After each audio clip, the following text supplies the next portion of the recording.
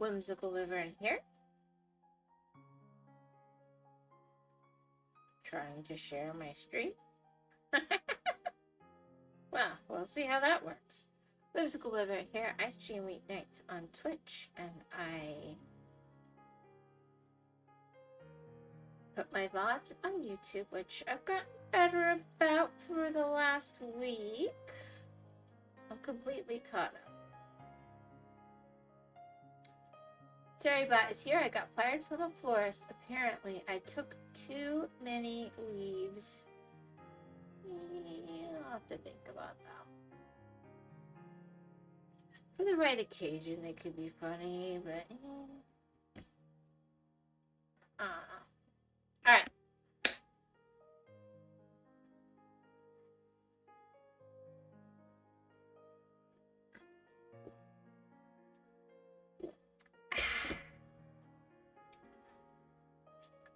I have a weird and chemically drink today. All right, let's get rid of this. Boop. And go here. Zoop, zoop. All right, so what I was gonna do is go ahead and kind of meet these and then sort of come into this. I could just start filling all of this in, I guess, instead.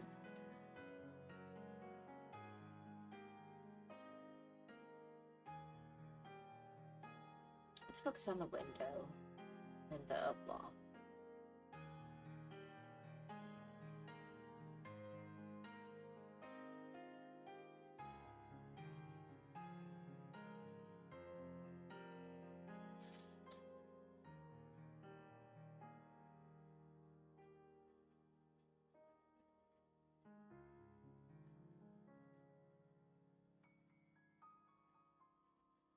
Four.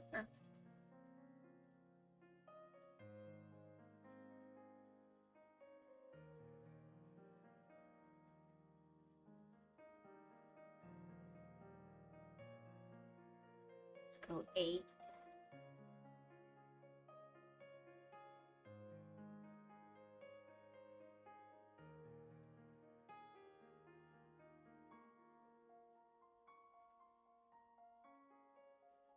Apparently the commercial's about to start.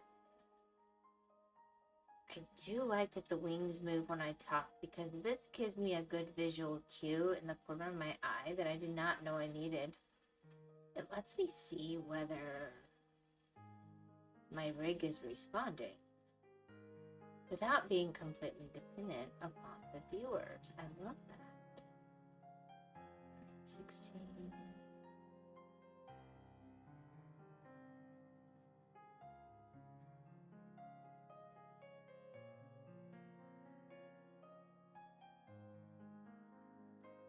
I really do. I feel like I did not know I wanted that or needed that, but now that I have it, now I know. This is something I've wanted. I just did not know that I wanted it. Alright, 4.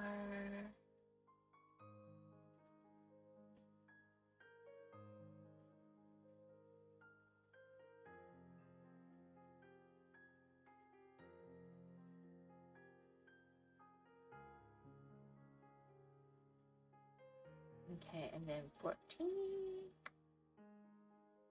I knew I was going to do that. I'll come back and fix some spots. It's alright.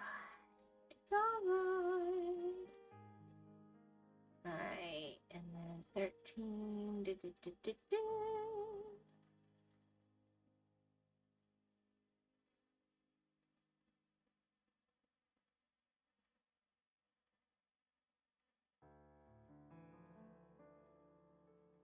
Okay, this is in the way. Let me just move that. It's trying to be, make sure you guys can hear me, but The mic was in the way. Alright, let's come over here.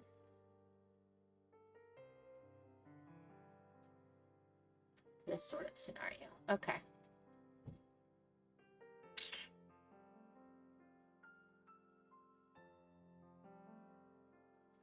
That should finish this up. And then this should... I don't know where the others of that are. Interesting. Yeah, I gotta get these two.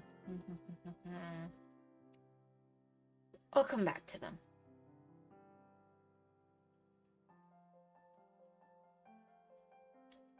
Apparently my commercial is over.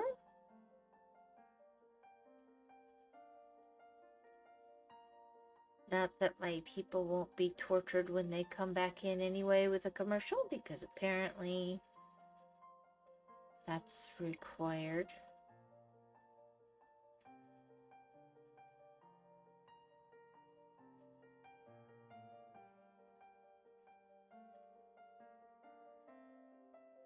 Alright.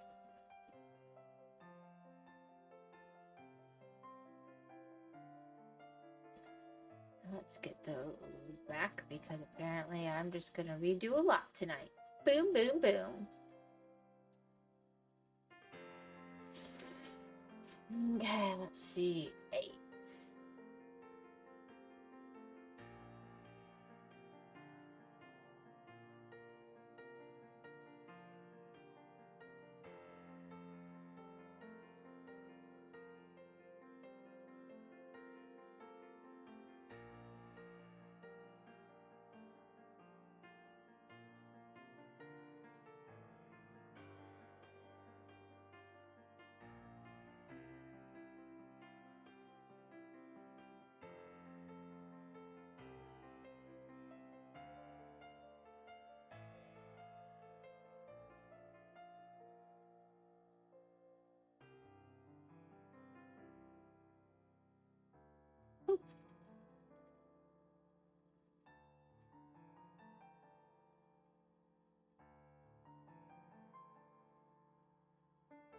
Wow, that really does make a difference and make it look more polished and finished.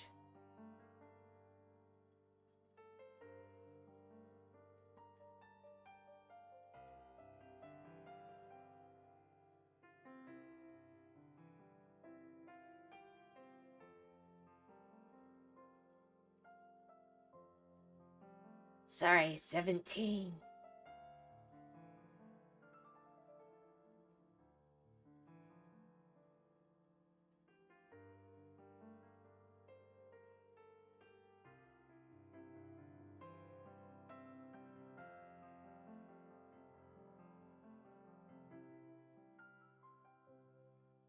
That's what I was trying to not do.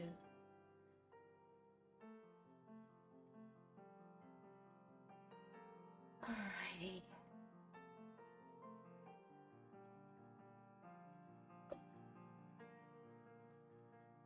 Well, I guess we're on this color, so we can just...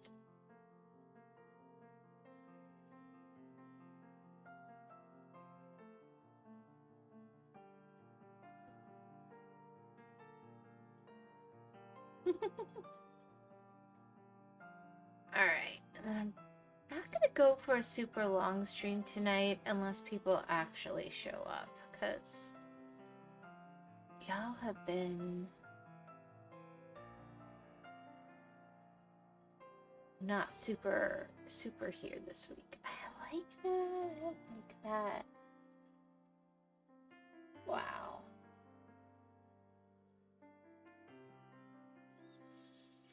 Yep.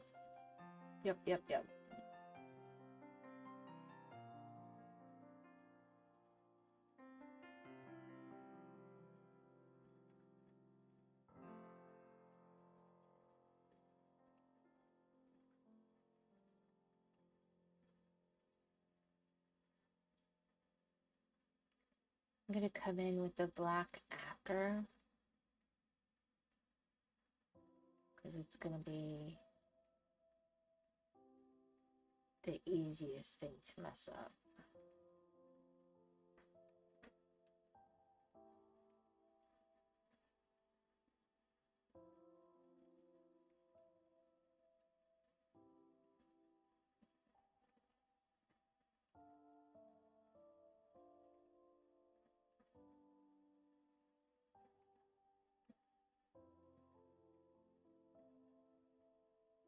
And then we have, yeah, let's do the 8.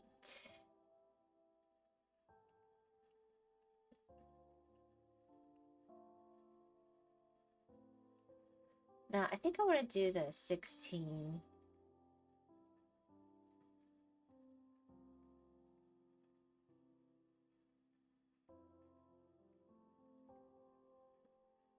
There we go.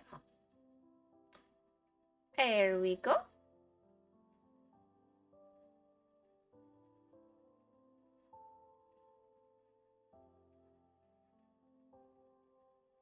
Yeah, I knew that'd be really easy to mess up.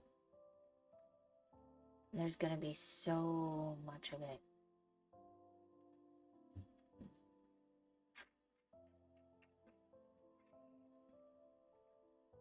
Let's get what I've got. Alright, let's hit the 8s. Why not?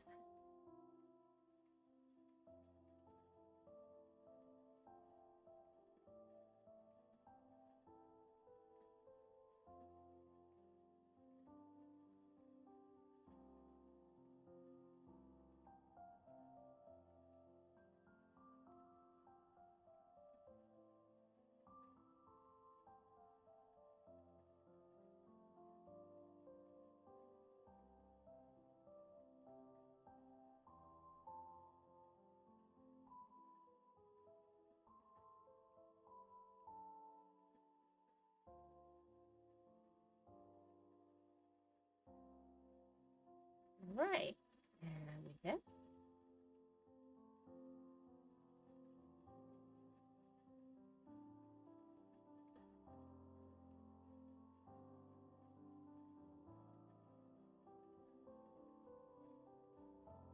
Doop, doop.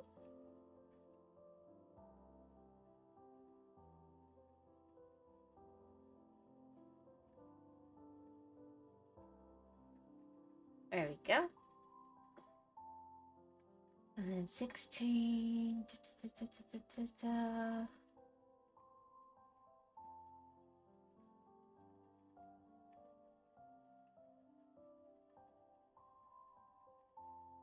think by doing it in the panels, yeah, it does go very fast at this point.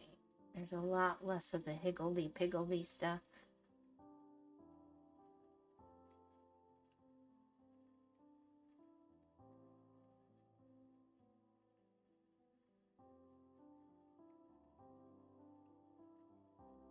Oh, it's already cramping my hand, though.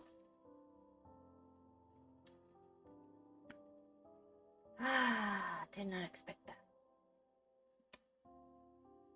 Boom.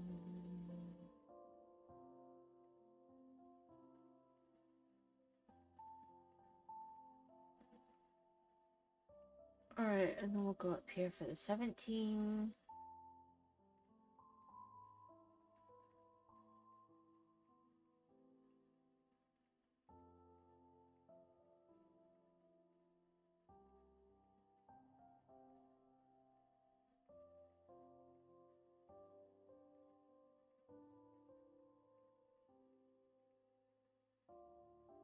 I kind of want to see this in time lapse because I feel like, I don't know, sometimes adding the color, the outlines of the stained glass first is really beautiful. But I think having it come in after could be really nice too. Do I hear a cat color behind me? Probably not.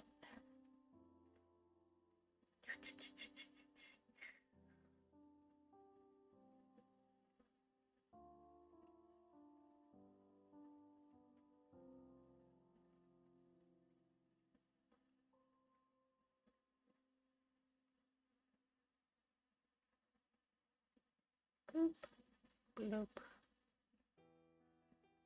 Alright, that's all of those colors. We're going to come up here. We're going to pick up our outline.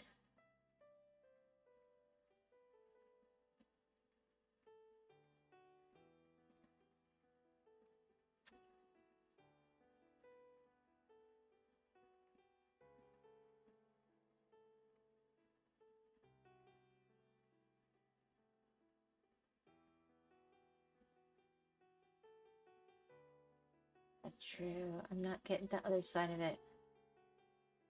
What am I thinking? Because 14s and 13s are browns too.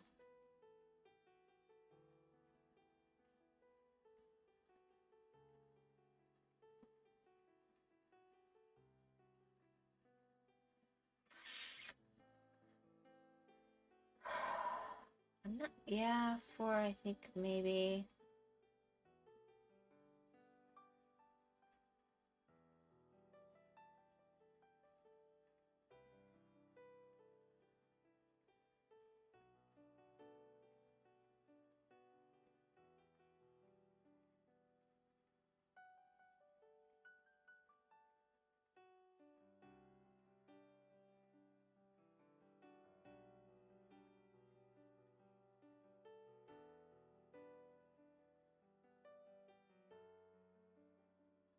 Well, that went well.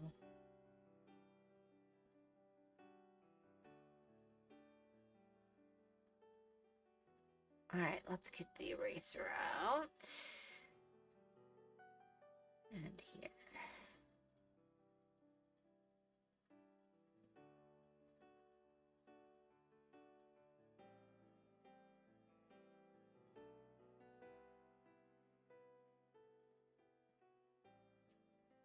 Now see, I didn't think this was like a wood color before, but maybe?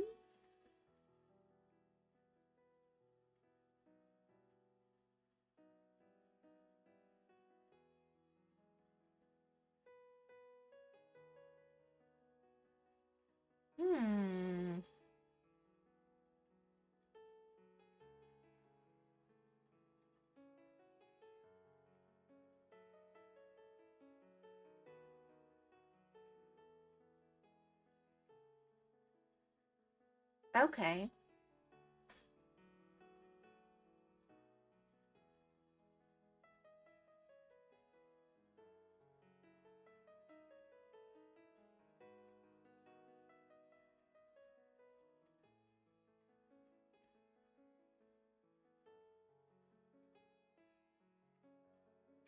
Hi Gore, how are you today?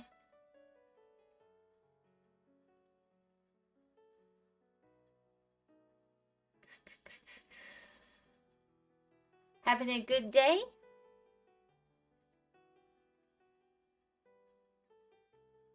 It's actually really early for you.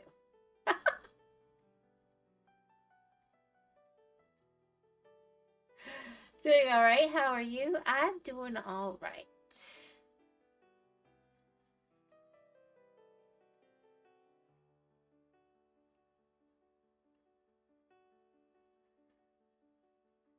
I've been better, I've been worse, but mostly I'm doing all right.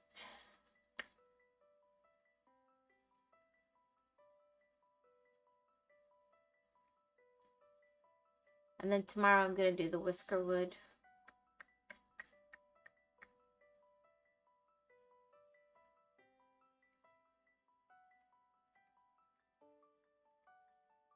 It's been a mad day for everyone, I think. Weather stinks too. Oh, our weather's beautiful. I suspect it won't stay beautiful though, because we all have had like serious headaches today. So there's probably rain coming. But it's super dry. I mean, way too dry.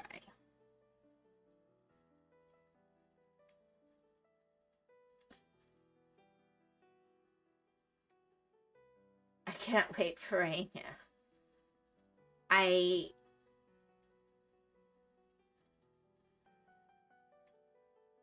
was shocked, actually. I know people have been complaining about their wells running dry, which, you know,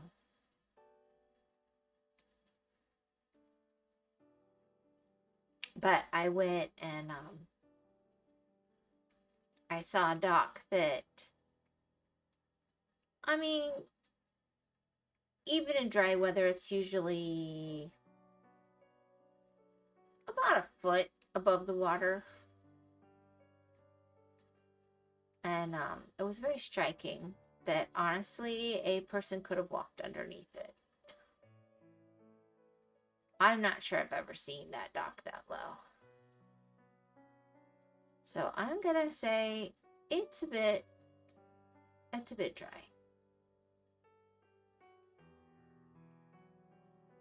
Irritates my nose when it gets, yes, oh my gosh, I sneeze every time the wind blows. And this is the only time of year we have wind except for hurricanes.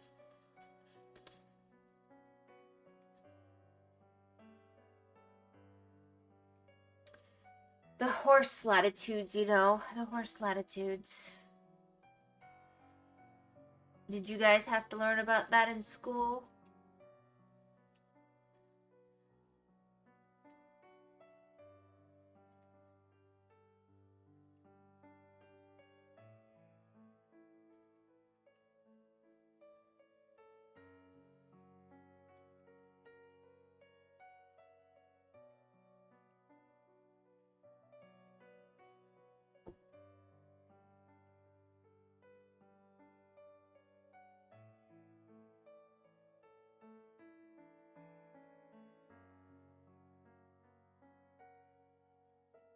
Long horses? No, oh, horse latitudes.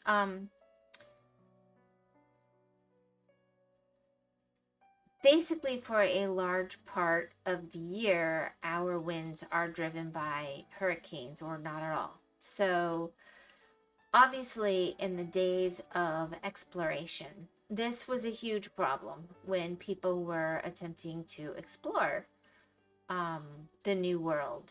And I'm forgetting, I'm thinking it was, it might have been Christopher Columbus. I'd have to go back and look. It's been a while. We had to learn it exhaustively, so I knew it like the back of my hand. So now I know it for reference, but it's not as in my head as it probably should be. But basically, the wind would be blowing just fine for part of the year, and they'd come down into the Caribbean and what have you. And then the time of year where we don't have wind would hit, and they would just be stuck dead on the water in the ocean. And no way to get to an island, no way to get anywhere. No fresh water, no food.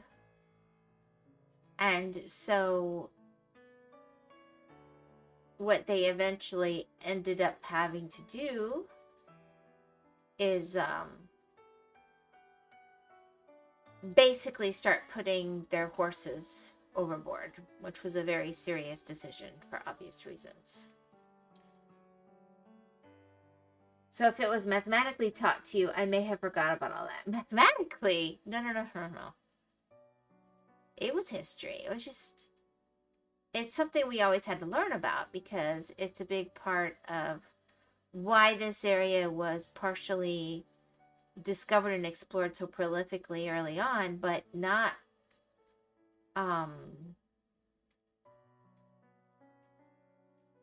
but also left very wild and very piratey, in the kind of people who kept up activities in this area of the sea. I'm trying to think how to put that.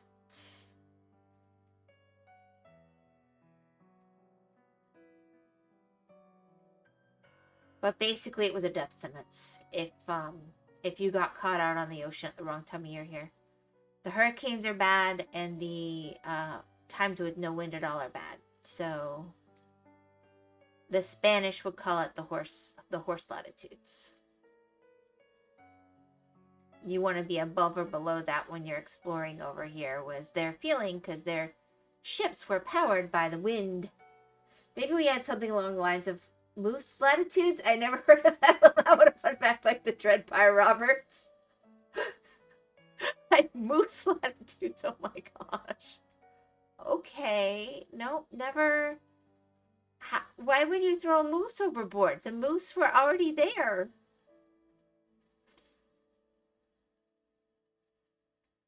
But horses drink a lot of water. And the horses could also be meat. So you're running out of food, you're running out of water. But to keep the horses alive, because you don't want them rotting on the boat, you need a lot of water. Horses need a lot of water.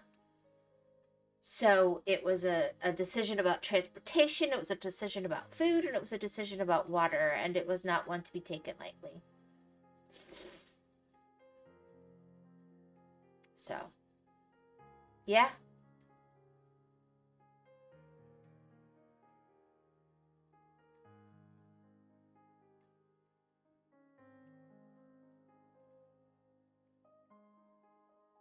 I mean, we always learned about it, but we're here.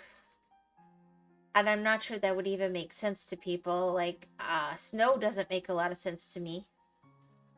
So, I don't know, the absolute, like, stillness of the air that we can get, I don't know. It might not translate. It might not be a fun lesson for the kids. I don't know.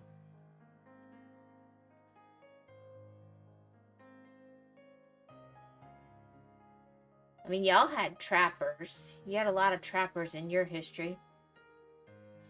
I was thinking moose meat trade related. I enjoy learning fun facts. I mean, I hear moose meat's really good. I have not had moose.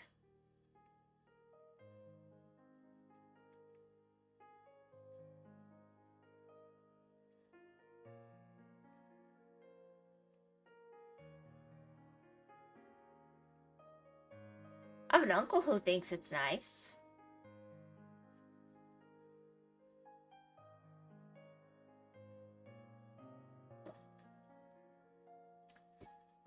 Like, I like venison better than elk, for example.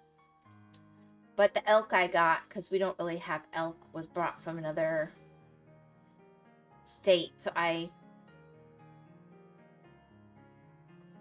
it might be better. People rarely share their best stuff, you know? When they're like, oh, would you like to try this wild meat that it spent me lots and lots of money to get? It's usually really code for it's going to go bad in the freezer soon, so I might as well give it to you.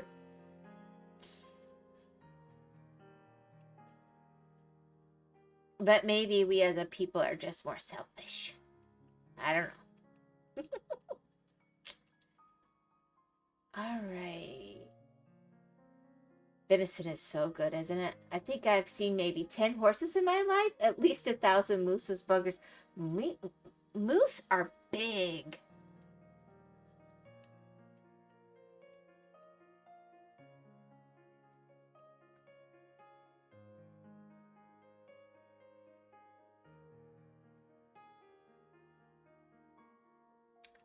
I think I got... Oh, I missed this line.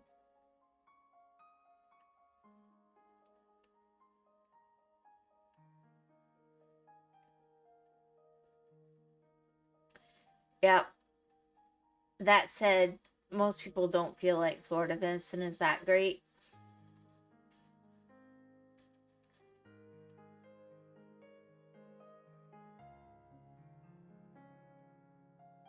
The people who really like it here tend to go a little north to hunt.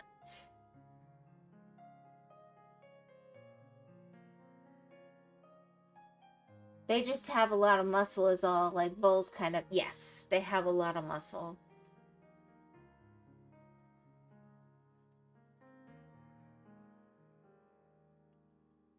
And they're smaller.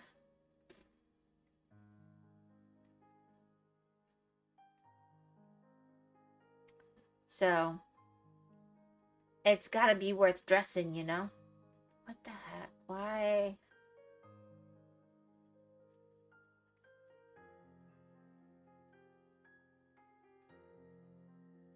Which I picture.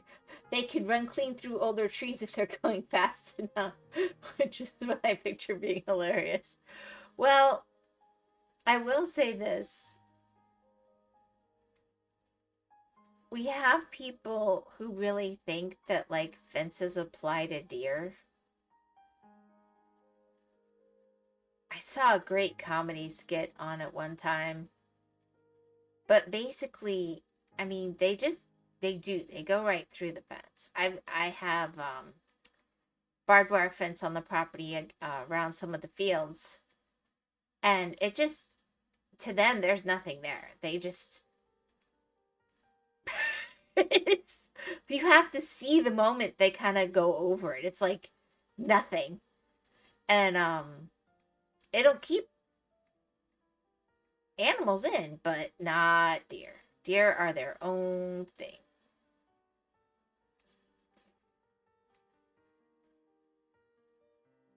Which is why it's so funny when it's like, we've got to protect the deer by this, that, and the other. It's like, you'd have to catch them first. What are you thinking?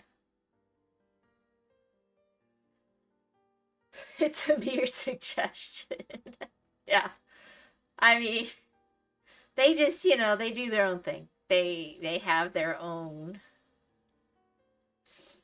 Yeah. In fact, if I went and I looked right now, I could pretty much guarantee we've got deer eating right outside the window right now.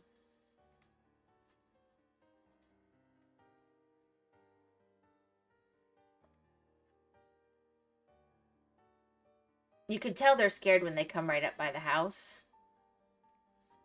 Because they're still, like, wild. So I always pay attention, and they've been coming up by the house lately. So there's something out there that thinks venison is quite tasty right now. Like cats, they just sometimes just go wherever.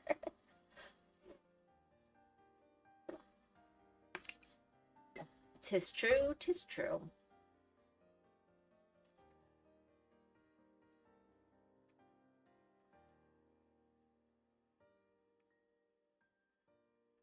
You've been unusually busy. Last year over the winter, you had a lot more time. And then you disappear all summer. Well, not all summer. That's a little bit of an exaggeration, but I just figure it's weather, like y'all have only so many months to do stuff. At least that's what other Canadian friends have told me. They could be lying. How would I know? I'm naive on such things. No, I don't feed them. I never feed the wildlife. I know people do. I don't. They don't need it. They've got plenty to eat. Honestly, I've got to go buy a new mower because my mower died at the end of last season. And it's been super dry, so I've been lucky, but I need to deal with that. So right now I'm happy that they're hanging out because they're eating all the grass. They forage well.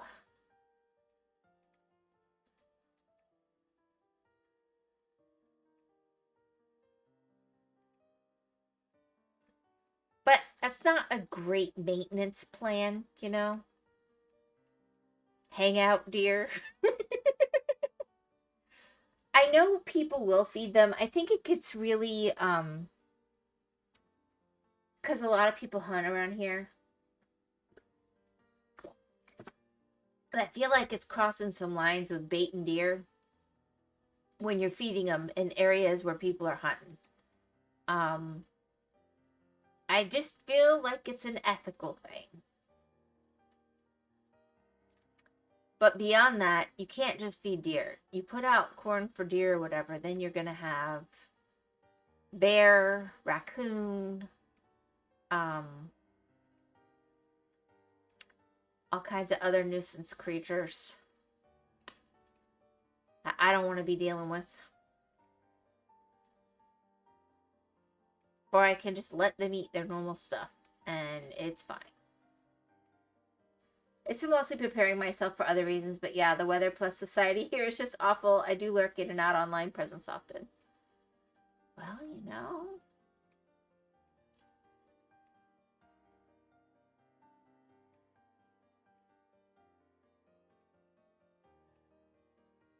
I've seen things moving forward.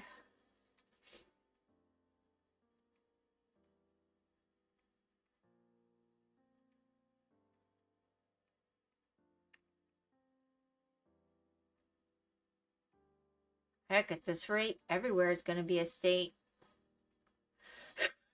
They're all going to be like, yeah, we just are ready for a different way of doing things.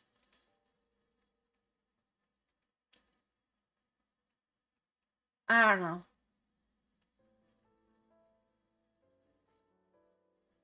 I hope you're well, though. I know it's rough out there. I just, it's so beautiful.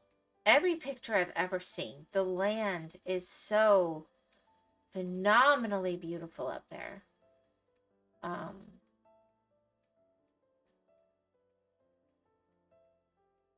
But I think once you have state involved in the media, information can be a difficult thing. Too many illegals, not enough deportations. My country died years ago, lol. Well, when they came out with that story, was it last year, that they showed how many Canadians were in need of work? Whoops. They showed how many, is it H1N1 visas had been brought into the country.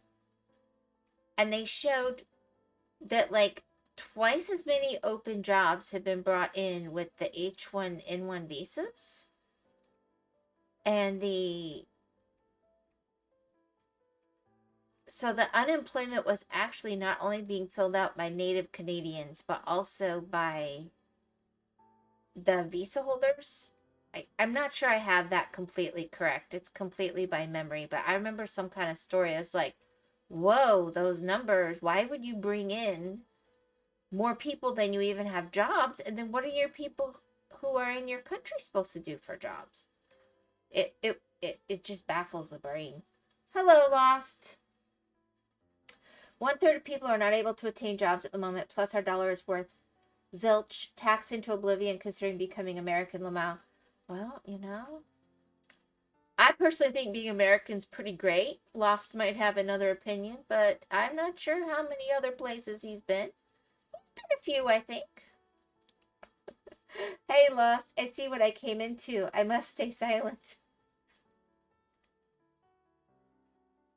Lost, are you illegally in Canada right now?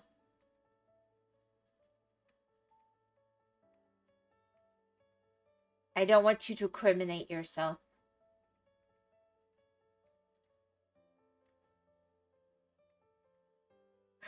I was planning to be. Oh no!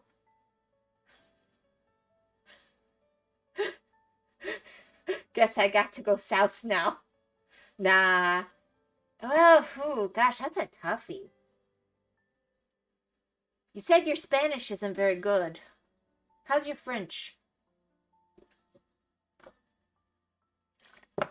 Time for me to live in Uruguay.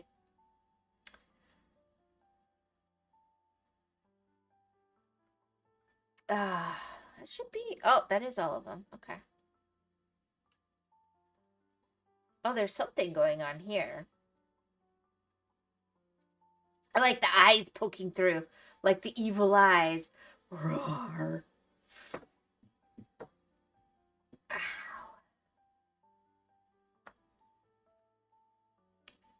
You'd pick Uruguay, huh?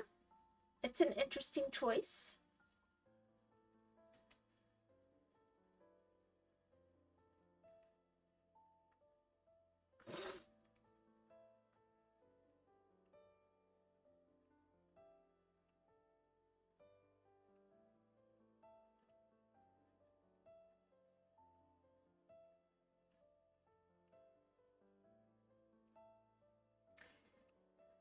Anyway, pretend I'm not here. Continue on.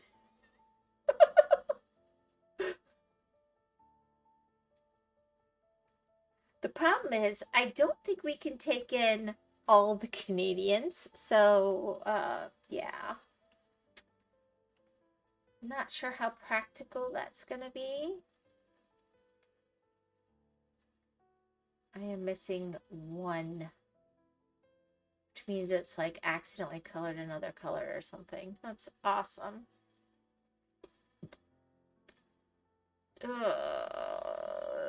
Is this it over here?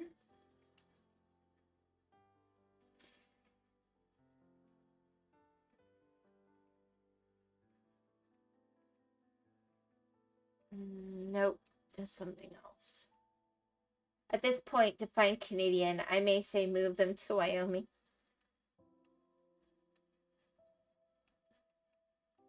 Wyoming. Lots of open space there.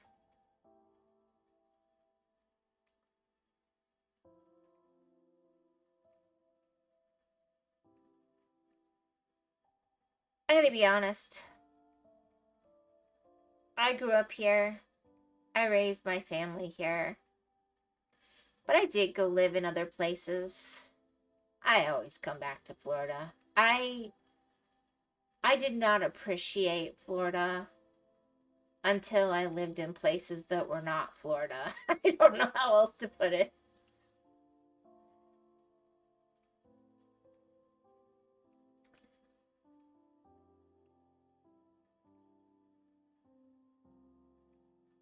But the truth is, that's what's so cool in America. You can go check out other places and find out what you like.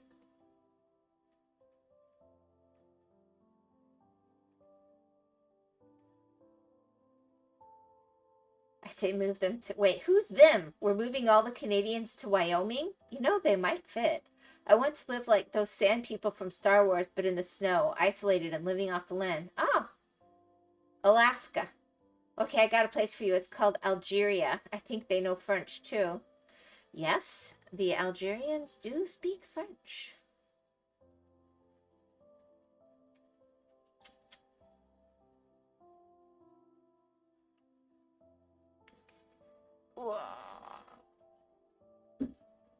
Oui, oui, monsieur. Parlez-vous français? This is a good consideration. But there's snow, it's yellow.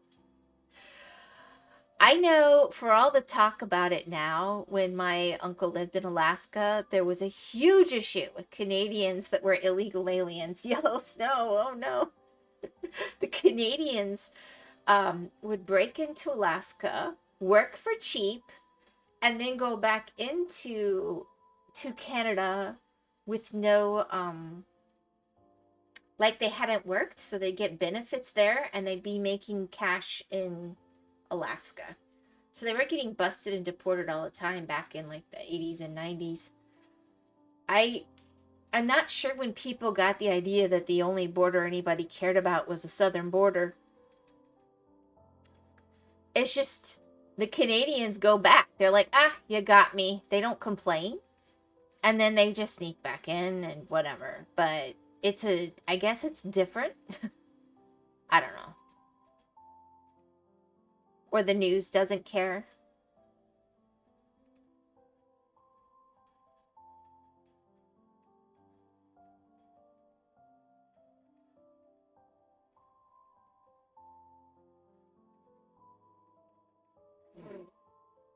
But it was a thing. I mean, you know.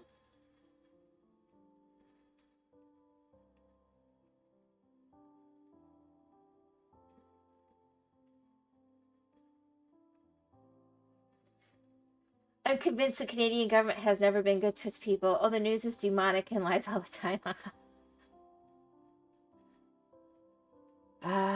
Well. I'll be honest, I haven't been following Canadian news as much lately. There's been a few things going on in American news, and I have felt like there was some due diligence to keep track of there, not gonna lie. But that doesn't mean it's not something I should keep track of. I do try to watch the news for countries that border us, especially, because I'm weird that way. It always annoys me, though. I'm going to be honest. Okay, I'm just going to go here. I hate French in general, but the French spoken in Canada just gives me a headache. And we live in a movie and the actors are getting too boring for me. I notice too much. It's a curse. But my point is, so the fact that all the speeches have to be given in English and French, tell me that doesn't annoy both the English and the French people. Come on. Like, you have to sit there and listen to everything twice. It just gives me a headache every time. I'm just like, but then I want to see it for myself. I don't want to see the sum up. But then I start watching and I'm going, how do they watch this? How do they conduct business? Everything has to be said twice. Literally everything. Now, I'm not going to say we never give our news in Spanish and English. The sign language interpreters do it twice too. Yes! Yes! I know! I do. In French and English, it's stupid. Like, it's crazy. No, like when we have especially like hurricanes and things, and there's an emergency, they will give everything in English and Spanish. And I've always appreciated that. And I think that's important. And the sign language. But for just normal conducting business, it's usually English. Sometimes it's Spanish, but we don't like triple dip. Plus, okay, the sign people are making it up half the time anyway.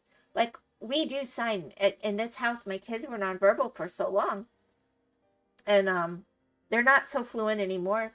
But Spanish sign language is different than American sign language, is different than Australian sign language. But I have trouble believing that Canadian sign language and Canadian sign language are that different between the French and the English, because it's all like, it tends to be regional, like how you would say soda versus coffee. Oh, okay. Like it in spoken, it would be soda or Coke or pop, are ways people say it in America, right? Um, just like that, there's regional differences in how you would sign words like that. But but it's all Canada.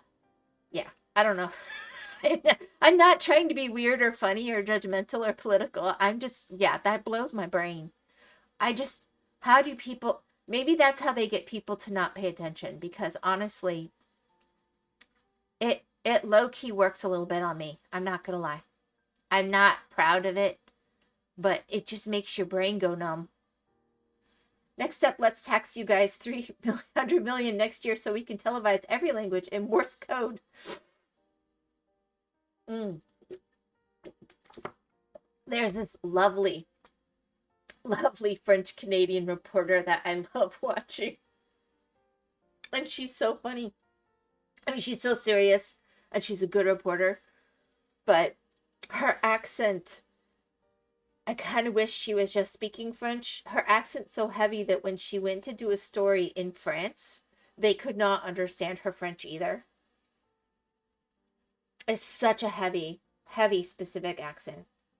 And she's very pretty, and but she asks very good questions. She's an excellent reporter, but you can see how she is very carefully enunciating everything English, and she's clearly practicing. I think she might have a speech impediment as well, but it's hard to tell through the accent. And I watch her, but I would rather listen to her just like stutter through but be fine than 18 languages in a row.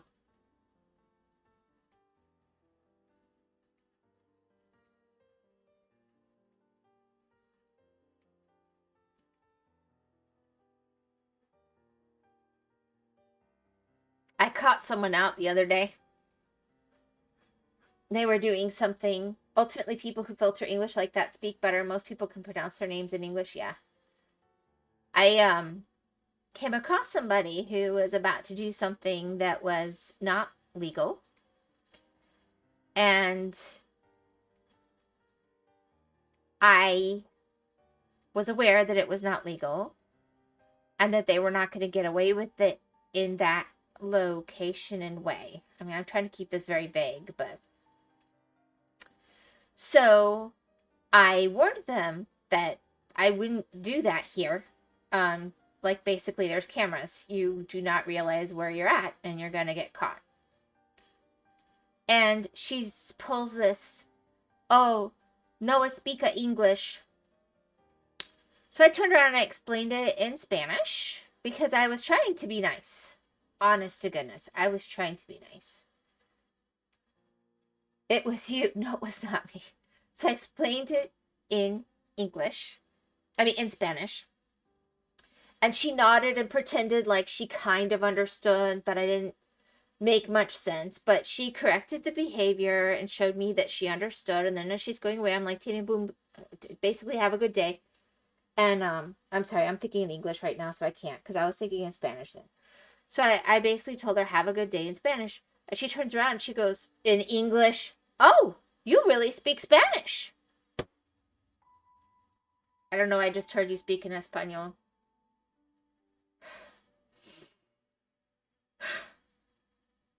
Don't do that to me, Lost. I'm very carefully speaking in English. I'm not speaking Spanish. I can hear myself. Anyway, I'm just turning around and I'm like, what do you think you're gaining? I'm literally doing you a favor. You're about to commit a crime right by a camera. And I warned you nicely that A, it was a crime, and B, you would be filmed and you are going to get caught. And it wasn't a big one. I mean, it would have been like a fine, but it's an area where they enforce. This is now a Spanish stream. Claro que sí. Necesito hablar en español ahora. ¿Está bien? Está bien.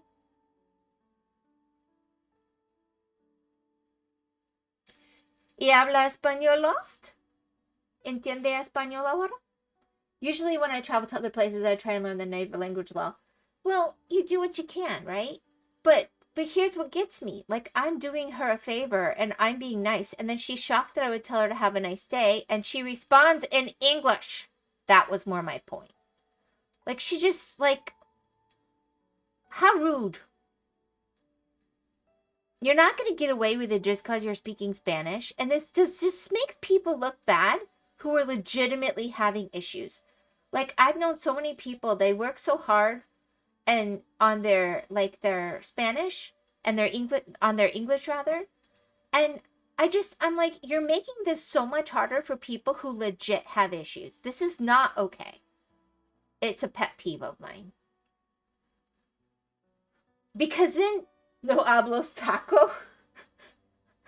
I don't like tacos, you're right. So, no, I don't speak taco. Hablos, wait, until you meet Indian foreigners. I've met many. I've had many Indian friends. But they seem to be a different variety in Canada.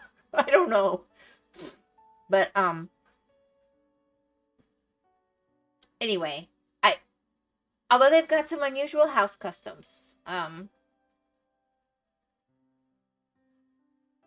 there is that. Like, we had a neighborhood near us at one point that was almost extensively built out by Indians from India. And they were always very lovely people. And then my parents, they had to move. It was some kind of relocation. And then when they relocated back to the area, the only houses they could find was in that neighborhood. So they went in and they're finding things like showers that are like walls, fully rooms that are showers. And then the doors, there's 2 doors on the shower. One opens into one bedroom, one opens into another, and there are no locks. And they're like, I can't live in a house like that where you'd be showering and it's solid, so you don't know till you open the door if you're walking in on somebody naked from the next room. That's weird. But, that was how they lived, and that's fine. but only other Indians would buy those houses, I'm going to be honest. My favorites are the Malaysians. Malaysians are fun. Oh, their food is so good. Oh my gosh. Indians here are straight up just demons. It's not even close to the old school ones, which stinks. I don't know. I guess I haven't met them. I've only met nice Indians, so maybe I'm lucky. Ever meet an old school Irish person? They're a hoot and a half. I've got one of my best friends for ages is Irish, and I've not been in touch with her for years because I don't know how best to put this. Basically, because my kids are autistic, they grow up at a different rate than some of their friends, you know? So her kids were just in a very different place after a while, and they kind of outgrew mine. But we were bestest friends for ages, and we spent so much time together. And I remember she showed up one day at a youth event, and she was so proud, and she was nearly crying, and she had a little American flag with her. Borderline alcoholics. Oh, not borderline. And she had this little American flag with her that she was waving. And she made all the kids be quiet. And she said, "This is the best day in the world." And in her very heavy Irish brogue. And everybody's like, "What happened? What happened?" And she goes, "I'm finally an American citizen." And she was crying and she was so happy. And she was just so proud. But, I don't know. She had worked so hard to earn that. But, oh my gosh, she was such a delight. I've had many Irish friends, but she was one of my best friends ever. And we'd have the best time. She knew I didn't like to dress up particularly, and she loved to dress up for the holidays. So she'd do things like show up somewhere in front of all the kids. She'd give me like a Santa hat that was leopard with sparkles or something and go, "You don't want to disappoint the kids," and give it in front of all the kids. And I'd be like, "Oh, thanks. Well, I'll be getting revenge on you later." So we had that kind of friendship, and it was fun.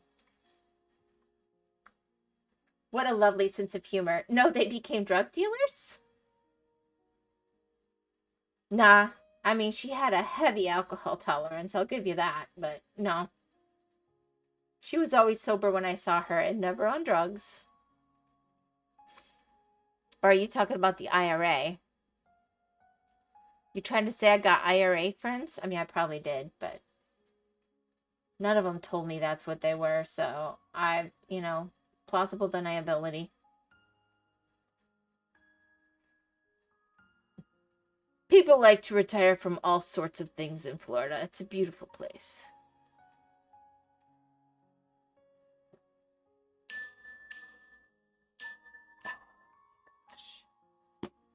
The one relative that always calls during stream. I love them, but I don't believe it's important anymore. Santa Wyvern sounds pretty awesome. Well,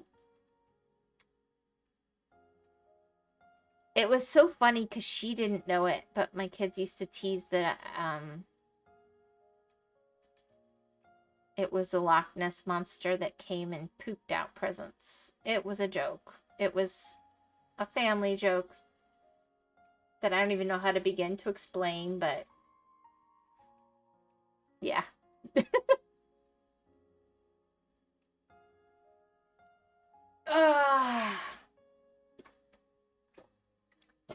That said, no matter what they show on TV, they do tend to frown on enjoying the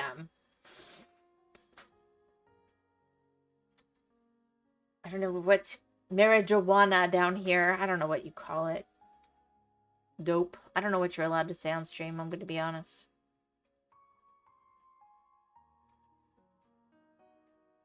So you gotta be clean down here.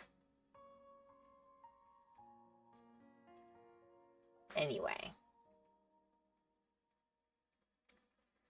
Honestly, I just grew up feeling like everywhere has good things about it. It's just a matter of if it's the things that match you.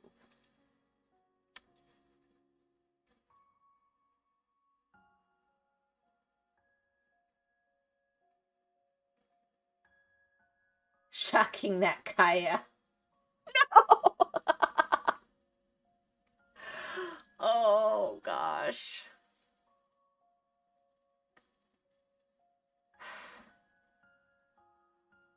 Yeah. Kaya. Poor Kaya. Forever down in the slop tuber lore.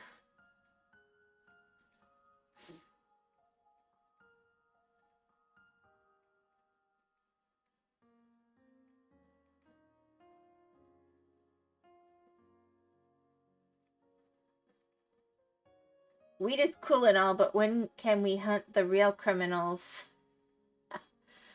When can we hunt? I'm not hunting real criminals, thank you.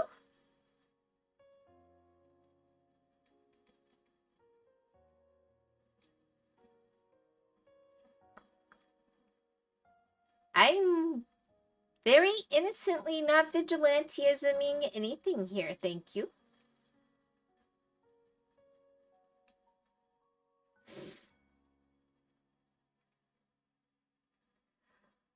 I feel like, yeah, I mean, I could talk about that, but I guess it gets political, but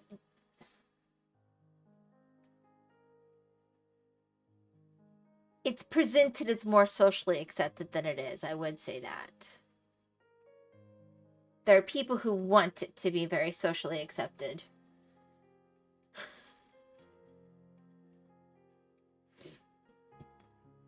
And ironically, some of the biggest advocates against it down here are people who used to indulge quite a bit. And they're like, that did some damage. I could have used those brain cells.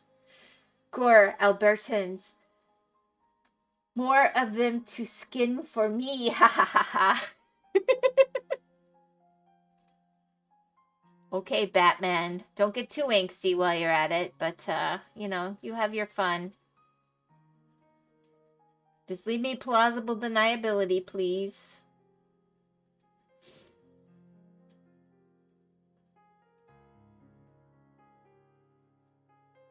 I mean, the sad thing is more and more that is what's happening in a lot of areas, but...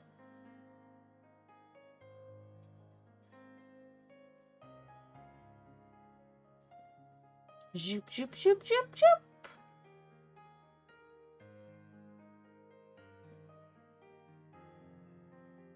No, I saw something. It wasn't even just Alberta. It was like 4 provinces that were trying to leave Canada.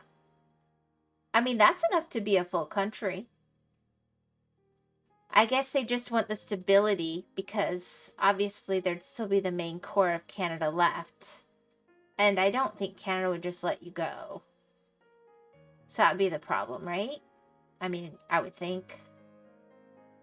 But I don't 100% understand how the parliamentary system there works. So I'm not going to pretend like I do. We're getting closer. This 3 is where I was kind of focusing. Because I can see it all. How did I... Oh, I see what I did. This is just such a pain. Okay, here we go. I just find it so strange how a plant is considered more controversial than murder and other far more horrible stuff.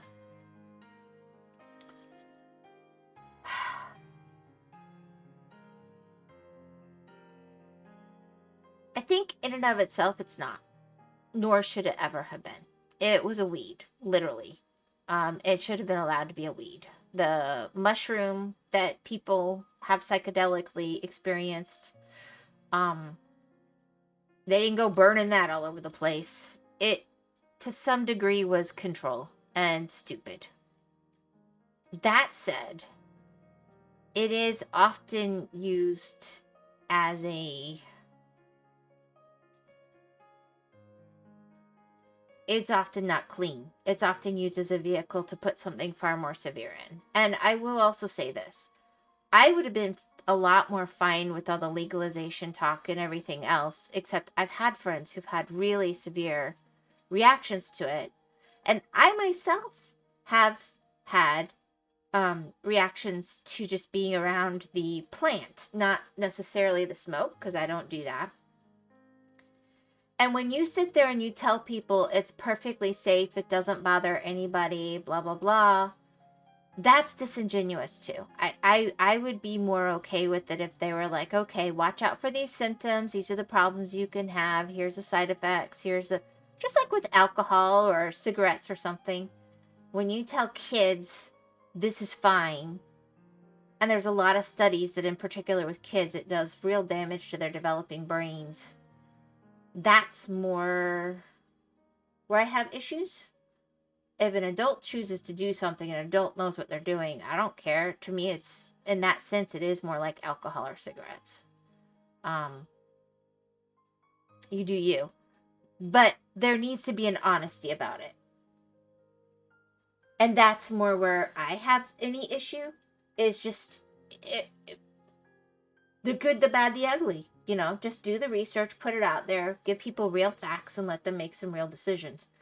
But if you're only just saying, let's just get it out there without that part of it, that's where you're going to have issues. Honestly, the only one I've ever seen talked about for like forever is Quebec. The rest are mostly treated as jokes for a long while. That's what I've seen. Quebec? For Quebec leaving Canada? Well, once you notice it was a problem until the government could make a profit off of it, things make sense. Best thing to do is legalize and tax it, like the hospital doesn't profit unless you stay sick. Like I said, my issue with the legalization is with legal alcohol, with legal tobacco. We have real, even Tylenol or aspirin or whatever. We have a real understanding in society of what the good, the bad, and the ugly is about it. So people want to make it legal, that's fine. And honestly, nobody's going to pay to have it taxed. I mean, anybody who wants it, especially in Florida, has it. It grows very well here. But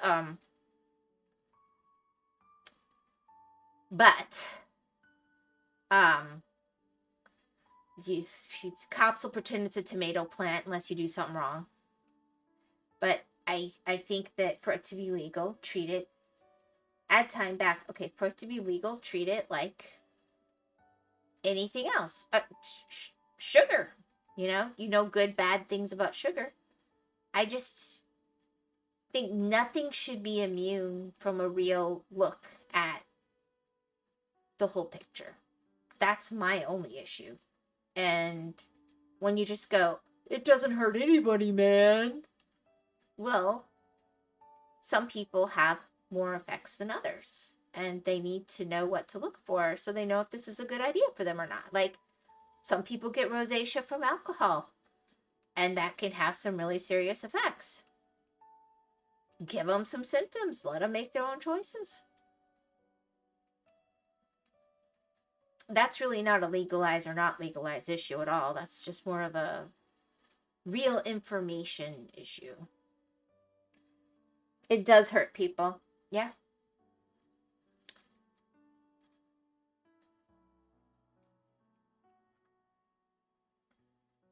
I had a friend that was using it in conjunction with a doctor many decades ago. And this was being dosed and blood tests and the whole thing. They were a minor, but an older minor, like 16, 17. And one of the sweetest, mildest people, but they had a medical issue, and this was considered to be in scope. So it's not like it's always been a big no-no. There was always exceptions. And he developed some psychosis symptoms and really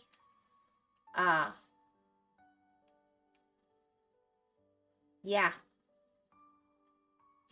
had a bit of a, started throwing furniture through plate glass windows. Weed hasn't killed a single soul in the history of existing, which is a problem, but people OD all the time on stuff like cough medicine, so the government made it purposely ambiguous for decades. People just need to be open to learning. I think I would have been the most probation guy ever, but it didn't work at all. Oh well, so it has hurt people, Gore. I mean, I've known people that have had even like anaphylactic reactions to it. It's like anything else. It's like It's a plant. That doesn't mean that everybody's going to have an issue with it. But when you tell people that it's safe for everybody and it can't hurt them, that's just not true. I've known people who've been hurt by it. And anyway, my friend literally ended up psychotic over it and in really serious medical condition and ended up in the hospital and in ICU. And it was all doctor supervised, doctor provided. This wasn't like a bad batch. And at his age, that had effects. He was like so smart.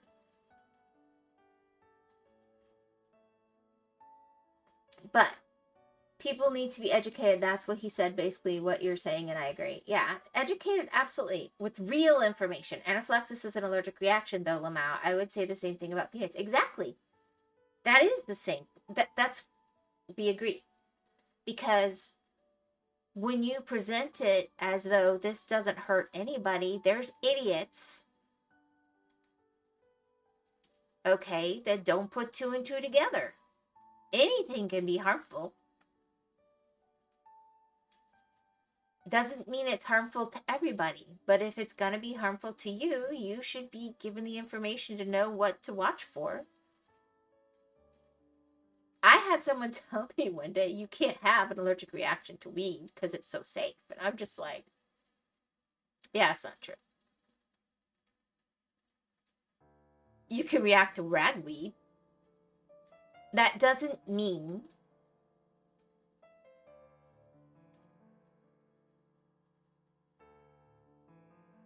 look, I didn't defend the government's involvement in it at all, but I do know part of where it came from.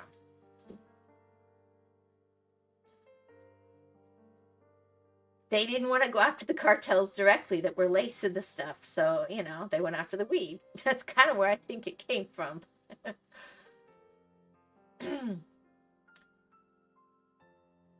But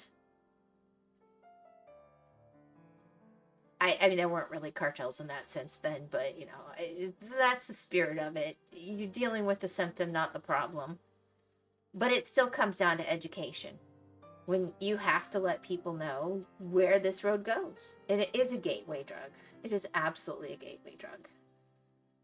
And some people are prone to following that and some people aren't. Just like some people are prone to alcoholism and some people aren't.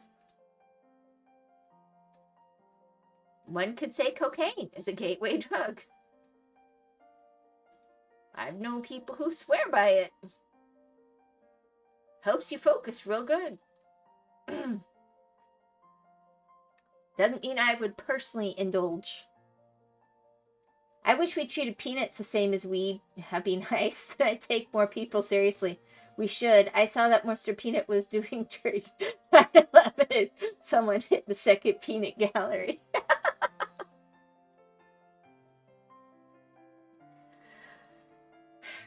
Well, that gets all mixed up too,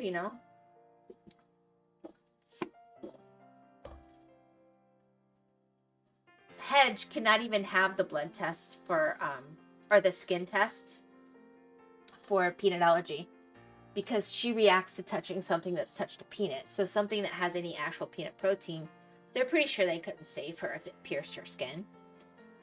Then you have people who never had a reaction in their lives and they test allergic in the skin test and they treat it like it's equal.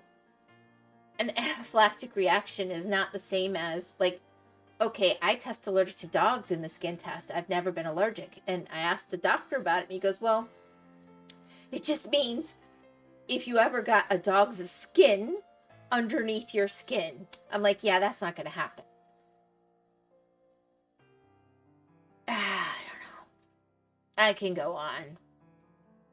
That's a hot button topic for me.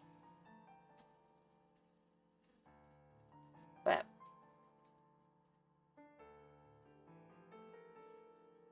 the truth is, a peanut allergy is really basically a legume allergy. So, yeah, I do wish it was given more education and treated smarter and people wouldn't be like, oh no, I don't want to give a coconut to a peanut allergy person. The only reason they used to worry about walnuts is because a lot of times walnuts were fried in peanut oil and they weren't required to put that on the label. I'm not sure if they are now, but most places wouldn't do it because they don't want to get sued.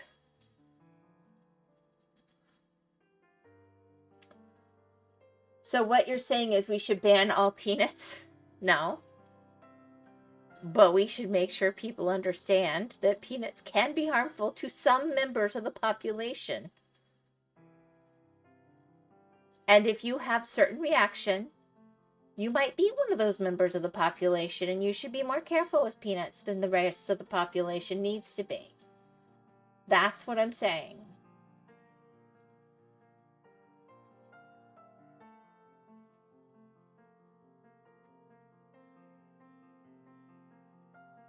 I mean, it's crazy. It's like my little brother used to go into the hospital every time he was on a cigarette. So we would be like, just, if we could just not smoke in the restaurant, blowing it in his face. Could we just be not at a table next to a smoker? We never wanted or dreamed that they would turn that into nobody could ever smoke indoors again. It gives a very weird message.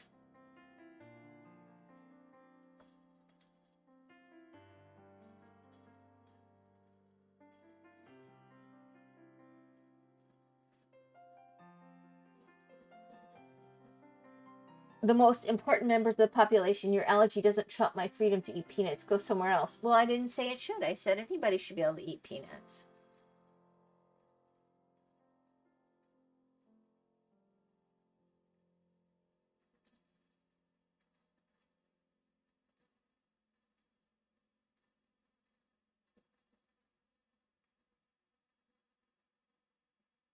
In fact, I fought for the right for other kids to. I was so upset when I found out that they tried to tell kids they couldn't have a peanut butter sandwich next to my daughter.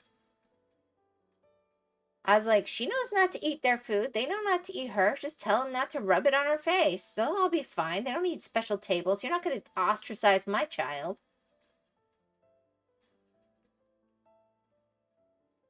I fought for the right for the other kids to have peanuts. I just said, you don't need to put someone that's going to wave it in her face next to her. That's all.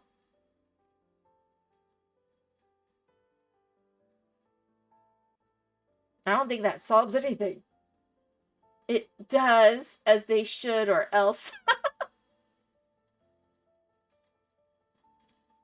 Let's be honest.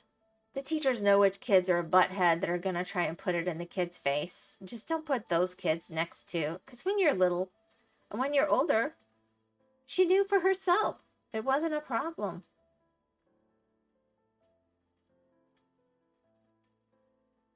My worry was that an adult who didn't believe in peanut allergies would just give her a cookie or a sandwich and she would just trust it because they were a grown-up. Thank goodness that only happened once, and we saw it before. We're like, you do not believe? Like, this isn't a religion. What are you talking about you don't believe? Weird people out there. It's like, I don't believe in red lights. Well, they exist. Get over it. With my experience with elementary school teachers, I don't think they're good at their jobs. I agree. Adults are far less trustworthy than children. We used to have wonderful elementary school teachers. I think the more that we try to regulate them and give them not the ability to do the things that they needed to do to get their job done, the worse our education's gotten and the worse the people who are still in the system are, because the good ones don't want to be part of that. They want to really teach. I think it's sad, but a lot of them stay in there sneaky. Hedge had a teacher that literally was sneaking her speech therapy at one point. They got caught. They almost got fired over it. I was like, don't get fired. You're awesome. We don't want you fired for us. But thank you. Thank you for caring so much about my kid that you would risk your career for my kid. There's good ones out there. I just think with every passing year, there's less. Because there's no such thing as a one-size-fits-all. It's all taught to the average. This is what the problem is. I had a doctor who didn't believe in vitamin D deficiency. Oh my gosh. Honestly, after elementary school, the rest of my teachers were fine.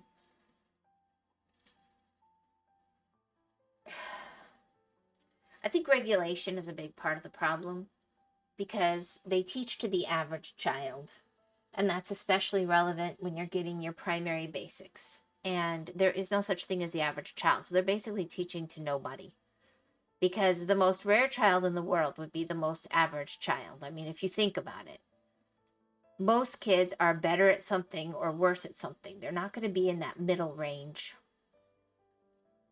So you're not teaching to the smart kids and you're not teaching to the kids who are behind. And nobody really benefits.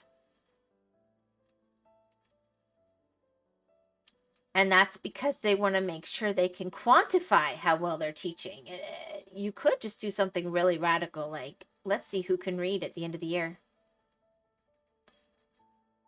But, that's my hot take.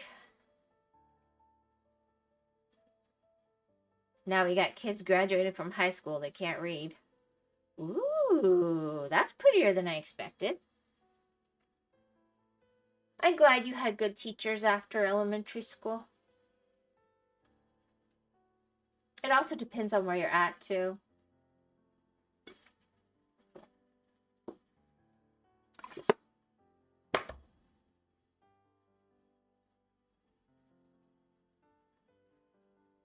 Had a nice tutor who taught me to read. That was a teacher from that school, but I never got her.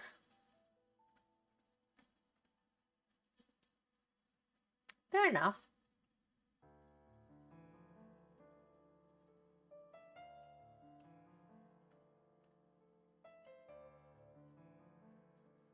Like I said, I mean, I can say that education in general has its issues right now. But I would also say there are still some really incredible teachers. I will confess I am not in the all teachers are heroes camp, because for every teacher that's willing to get pink slipped sneaking education to a kid, there's a lot more that just are too lazy to work at McDonald's and make more money there.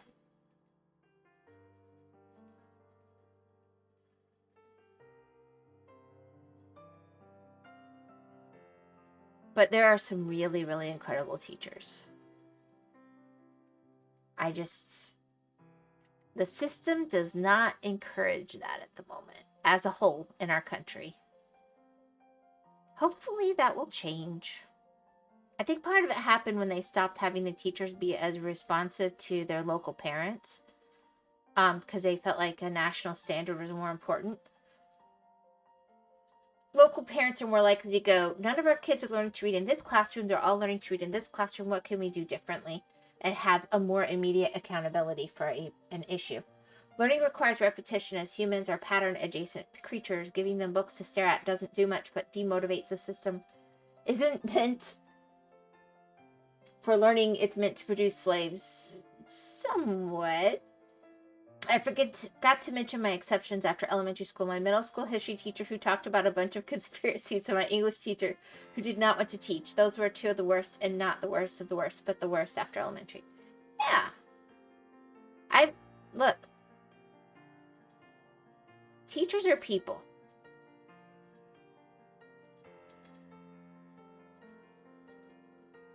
And when they have to make a worksheet happy instead of make results for kids, that's going to negatively affect your final results. But in high school, I think it's easier to still hit all your marks. Please, the powers that be, and get some teaching done. So that makes sense. Are they, though? Are teachers human?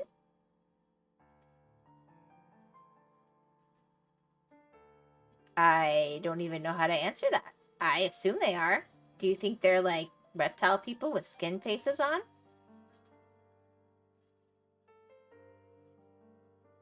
I've never seen one like sneak off and have a rat like in V, if that's what you're asking. Maybe you've been more observant than me. And I haven't had to deal with teachers for a long time. My kids graduated years ago. So maybe there's a new breed. I was teaching wasn't motivated by meaningless paychecks, then we see real education. You know what's going to be actual question in the future or now. Well, here's the deal. We raised our teachers' pay many times, and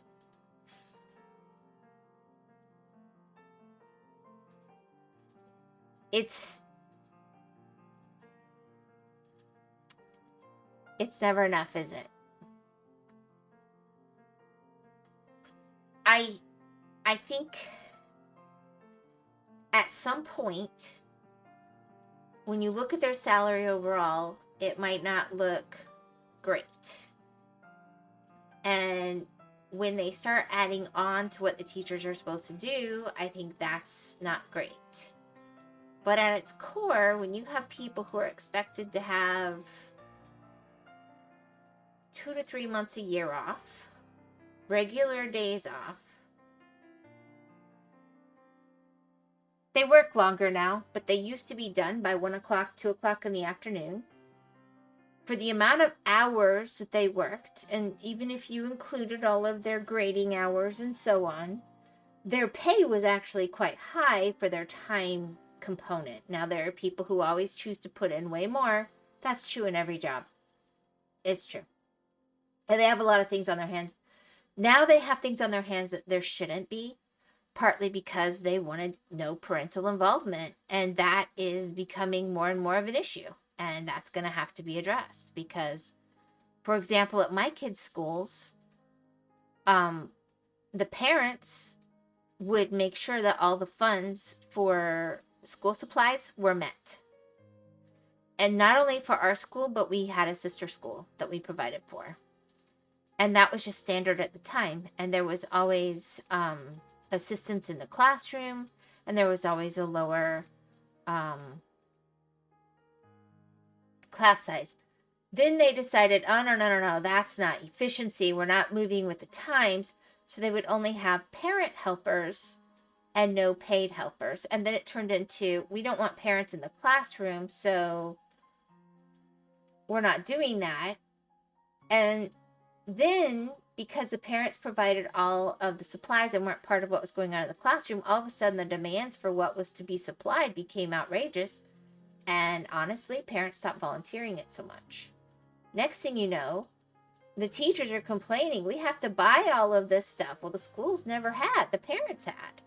And you kick the parents out. It needs a rebalancing. But I think there's a lot of misunderstandings going on right now that you get the parents motivated and interested in being involved again, you're going to have those resources back in the schools. They are committed to their kids. And they've been encouraged not to be. But that's how they made it work. I don't know. Sorry, that's the fuddy-duddy point of view.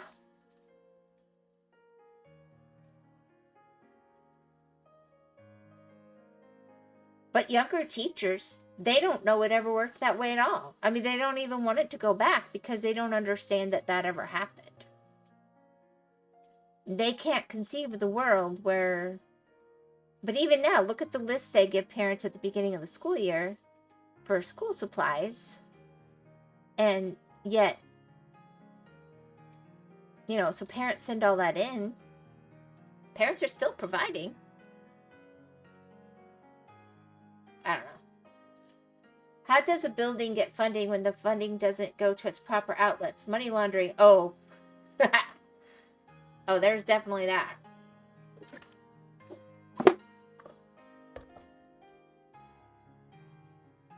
Definitely.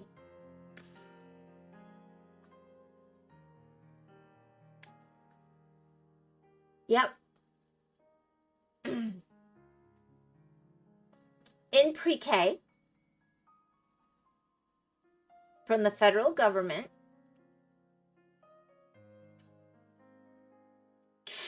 more than 20 years ago. One autistic child would get, in addition to their regular funding for the school, if they were in the autistic program, an additional, at first it was $12,000 and then it was $8,000 a year. With that $8,000 a year, you'd have a speech therapist in the classroom. In general, if you were lucky, you'd have a specialist on language, blah, blah, blah, blah, blah, blah. We had a situation with a county where the kids were getting 15 minutes of speech therapy in the autism classroom. None of their behavioral therapy, none of their physical therapy. With that extra $8,000 a year, mind you, the 15 minutes would be group therapy with other kids, 15 minutes a week for kids who are nonverbal. And then that school system built, all of a sudden, a brand new multi-million-dollar facility for all of the new bureaucrats that they had to handle regulating all of these funds from the federal government. Then, as this waned down from the 12,000 to the 8,000, and all the school systems were told, this is to help bolster you for the special needs kids. Yeah, it's an absolute scam. It is. But it comes from having non-local involvement. You got all this money coming in. They are addicted to that money. They don't want to lose it. But yeah. I can go in. I don't want to get into more details, but I can just tell you, yeah.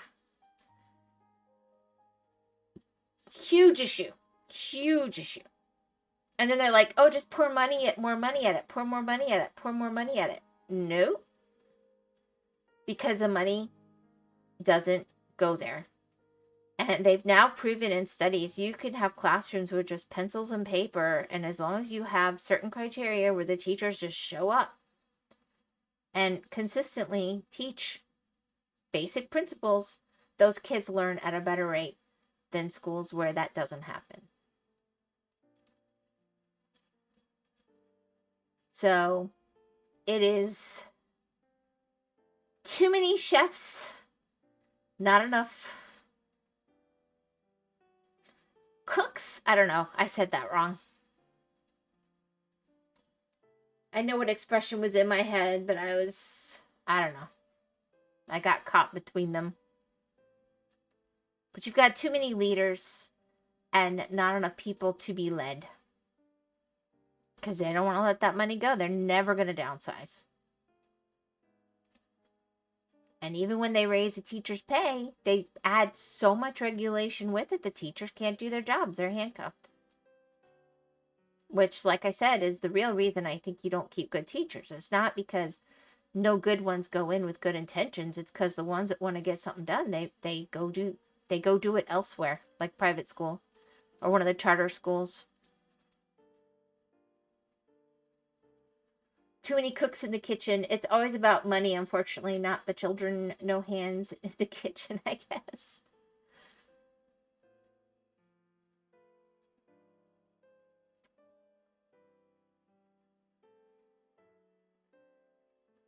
I mean, I don't know how to solve all the world's problems, but it's really crazy that when we had one-room schoolhouses, we were getting a better result. When people would go out and share desks and share chalkboards than now. So we have the ability to fix that. We've had it before. We've had better results. We just need to go back to scratch and figure out what was working better then, what's working better now, and come up with something even better than both. And that's going to involve a lot less regulation, I guarantee it. I'm trying to make it work. You are. You're going to solve the world's problems.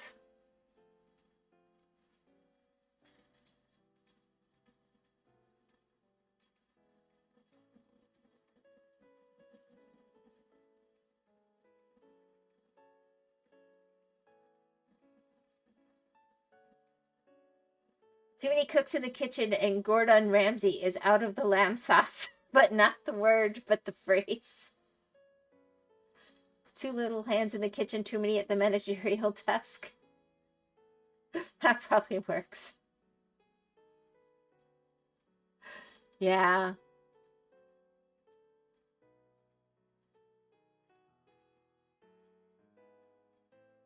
You always want to have some accountability and some checks and balances. It's just, I think the checks and balances need to be a little closer to home when you're involving kids, just because there's going to be different issues in different communities, and that way they can be more immediately responsive.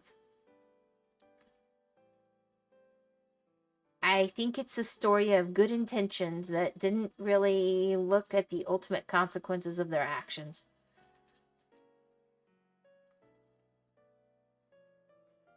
And other people took advantage of it, because there are always going to be people that will.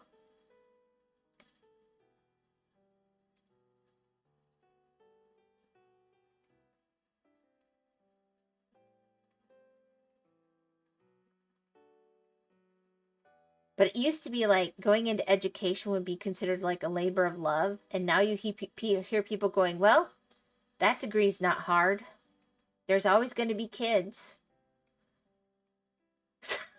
It's like, kids are a lot of hard work, you know that? Like, it's not that straightforward and easy. Mini spider spindling a thread, not enough silk to weave it. Yeah, me, once I become a corrupt government official. Lost, I have faith.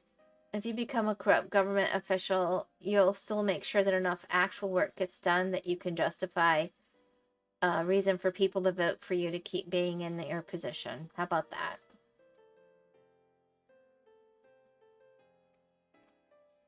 What kills me is the people who go in and they're like, next time there'll be results. No, next time there'll be results. They're in the job for 50 years. I'm getting to it. Don't worry. Just vote for me. I'll make it happen. Honest. Wink, wink, nod, nod. And people do. It's because they don't pay attention.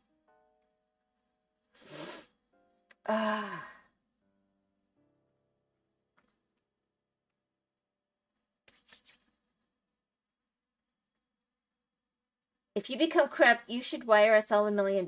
That's the plan, Gore. Ooh.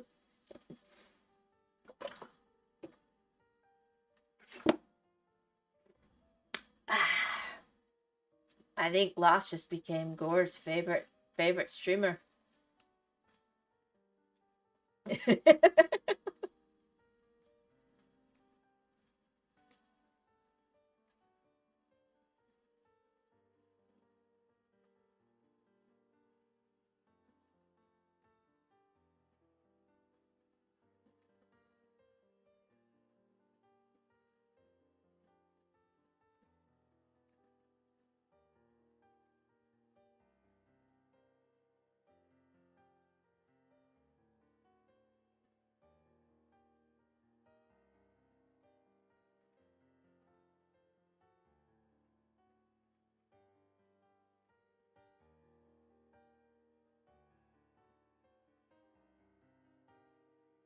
Peak favoritism. There you go.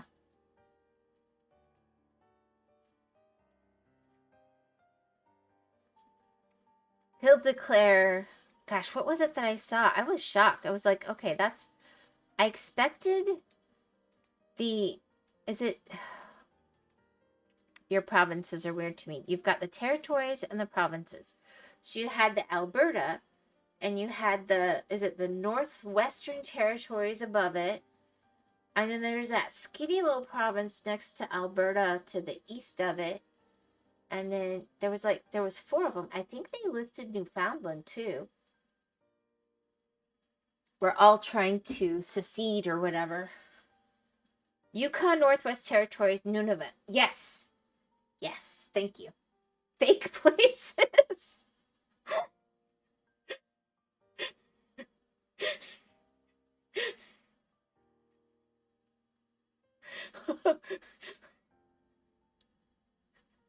North Dakota. Sorry. Oh. Is Is it a conspiracy just like Australia?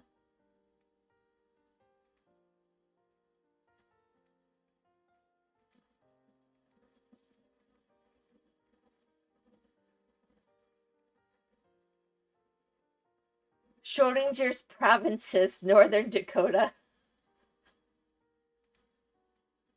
Well,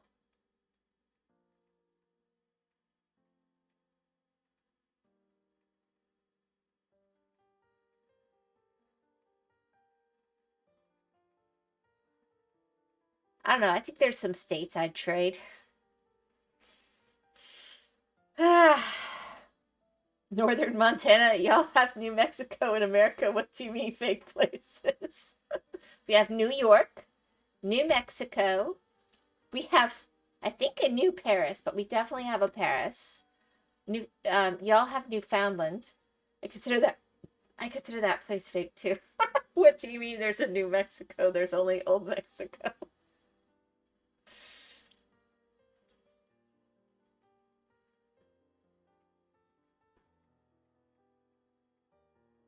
Are you advocating for New Mexico to get a new name?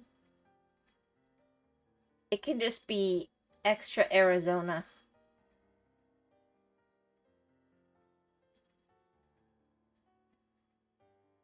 Or Arizona Part B.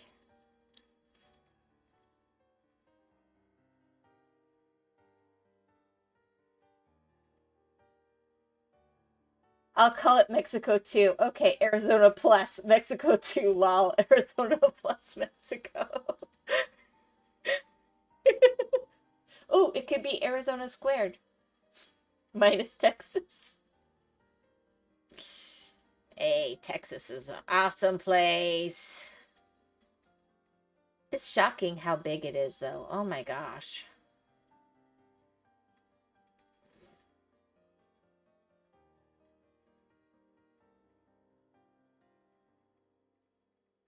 All right. It's big. You ever have to drive across Texas lost? Oh my gosh. Freaking forever. And the way they've got their highway bridges, it's like you're freaking higher than a stinking high rise. Out there up in the sky, just like there's nothing around you. I've been in Texas. Oh, there you go. So what York came first? York in England, I'm afraid.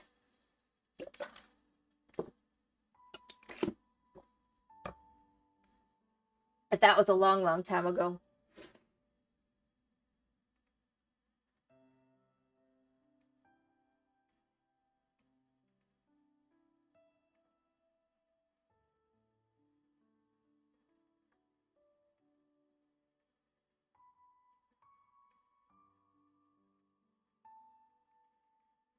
There's also like New Wales in Australia.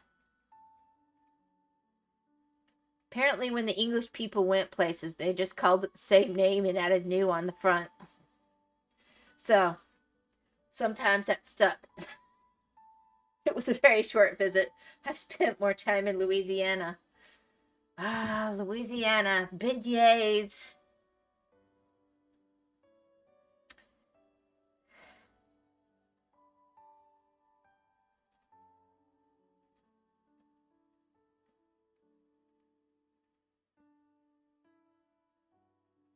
Well, Mexico was called New Spain back in the day. Yep, it absolutely was. Man, I love leaving the place I came from only to rename the place I moved to the sequel. I know, right?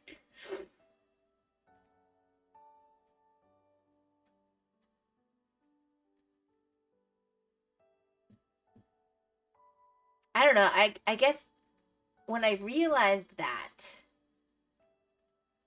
I started looking through all these places in geography, and I just got obsessed for like a couple months looking at all these places that are really just where people came from that settled it.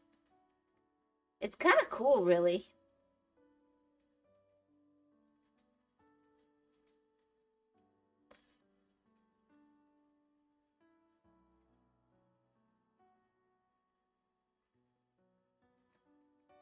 Oh, that's 30.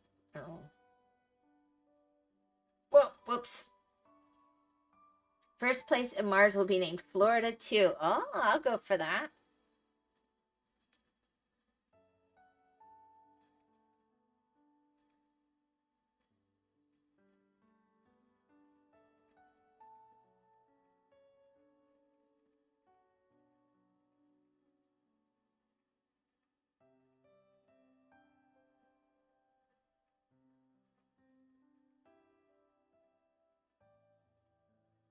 But they'll probably be clever. Unsinkable edition. I was going to say they'd probably be more creative and call it like Las Flores or something. But yeah, there's... Okay.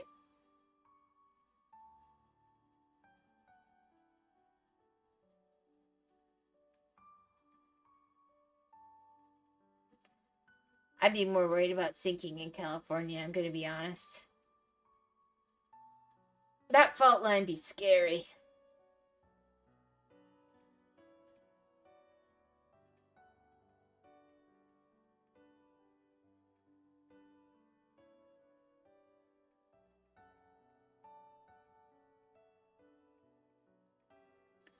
So do you still think I'm too colorful? Lost? Too much color? I don't have good taste like Hedge.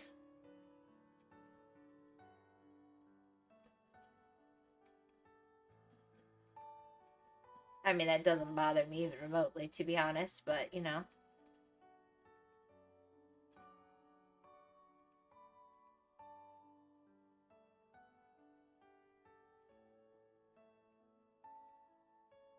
Anyways, the real winners of sinking Florida will be North Florida. Nah. Fault lines across North Florida. Florida will just stop being a peninsula and will become an island.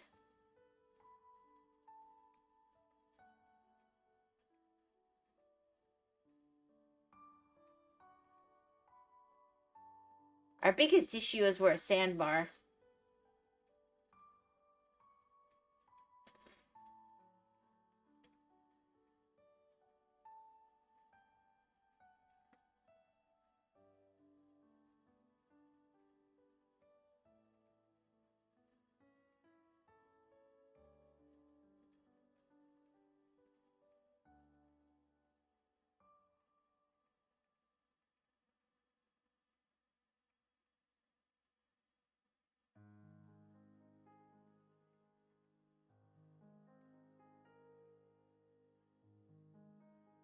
It'll be finally important. Nah.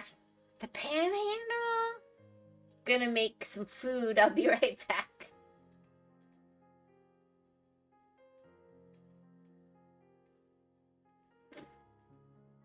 That's where the politicians hang out.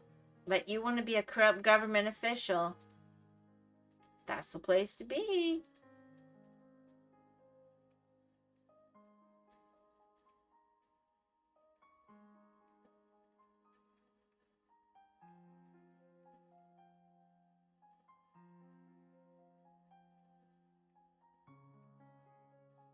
But culturally, they consider themselves more like Georgia and Alabama. I want to support my local community, though, by being a local corrupt official. Ah, got it. So, like a commissioner.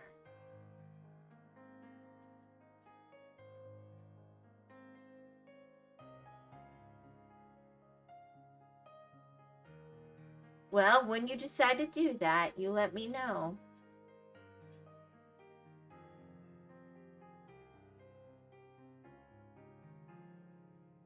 I might know a thing or two about that. All right, here we go.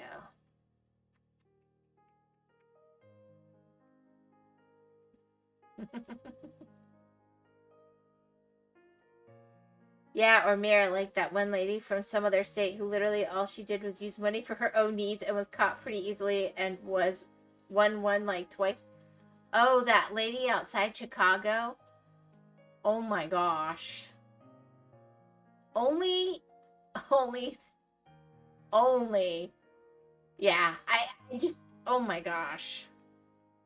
Henderson was either the town or the lady. I don't remember, but Henderson comes to mind. It was something Henderson. Oh my gosh. She was something. I think she still might be in office. They voted her out and she sued and had a judge put her back in place. It was crazy.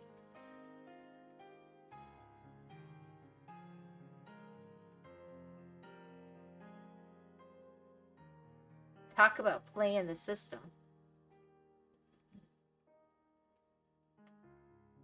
Anyway, if she could do it, I could do it, you could do it, or anyone could do it. Well, here's the difference.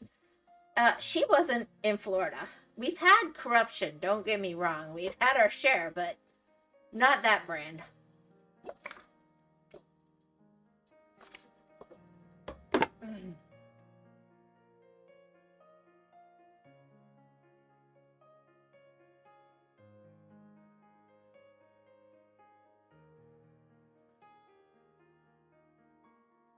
I mean, she just didn't even pretend. Oh my gosh.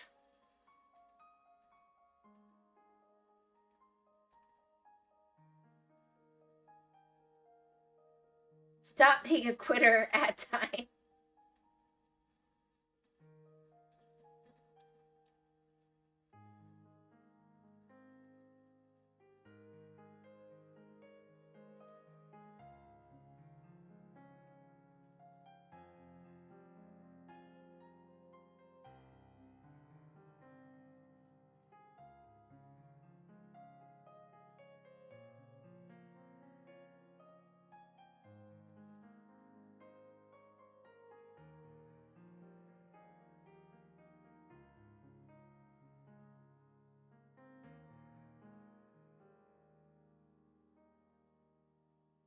I'm not being a quitter. Either that or I started an AI company, then open it for investors, and then run away immediately. Oh, there you go. There you go. Interesting. Interesting.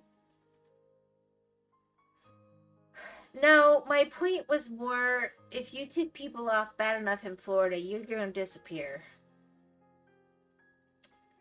But, yeah.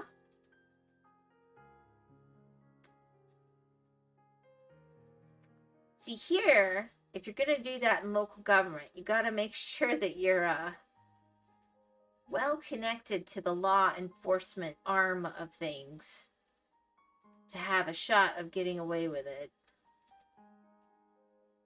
I don't want to give like a lesson on how to go about it, but that's going to give you your best chance for some form of longevity where you get to use your money you got through corruption.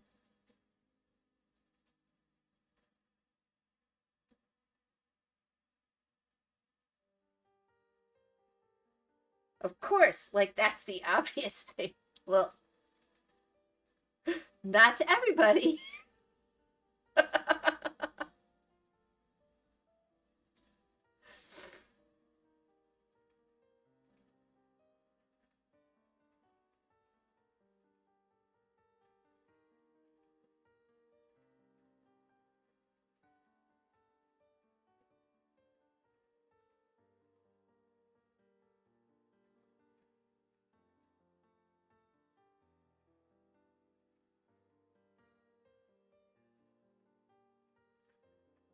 Nah, there's nothing wrong with wanting to really improve. I honestly think you're far more likely generally to get very honest or very dishonest local politicians because they're far closer to what's going on. But people who don't have long-term ambitions, who just want to genuinely improve the area they leave, are more attracted to local government as a whole, which is why it's a good idea to go meet them and find out about them and not vote for them just because they said something pretty. Look at what they're doing. Look at how they conduct their business. Look at how they live with their family. Are they good to their mama?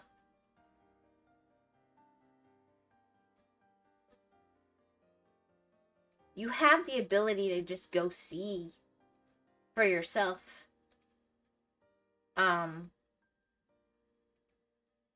In a way you can't with bigger government when it's local government. not everybody uses that, but more people do than you would think. But obviously not in Chicago. They're just like, oh, what she says sounds nice. It was a small town, too. Although there's an exception for big cities with that thought process. It depends. I mean,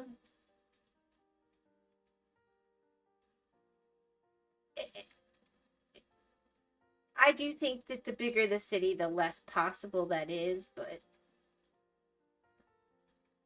like in New York, you're not going to casually just go meet one of your people that's a candidate at a restaurant in the Burger King and just see how they're behaving and so on, probably, but oh crap. You kidding me?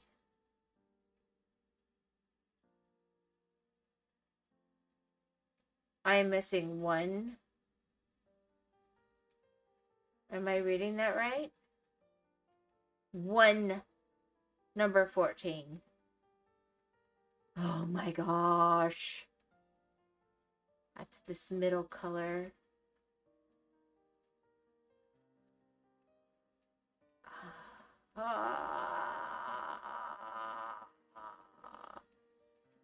This one took me so long, it could be anywhere. I think I'm going to cheat on this one.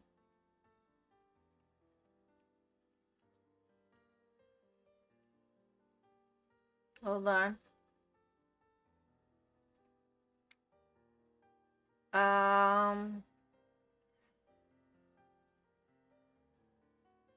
Here, I'll let that be up a little louder for you guys. Well, apparently they love their mayor over there. Charming fellow.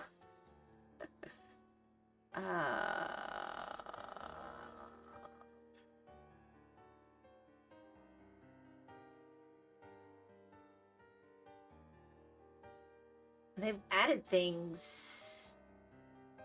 Interesting. Huh. I should go through these because they've... That would be nice. Alright. Hints. Last 5. Alright. Let's go down here to stained glass.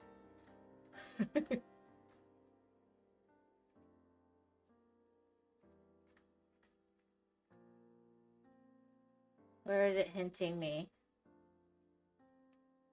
There should only be one left.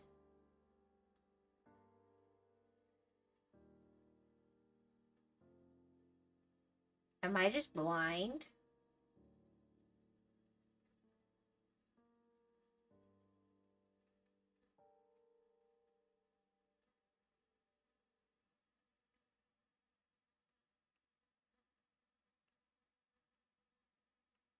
Like, give me something.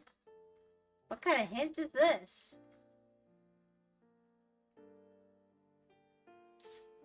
Useless. Charming fellow, they made this for you. Apparently not. What's the point in cheating?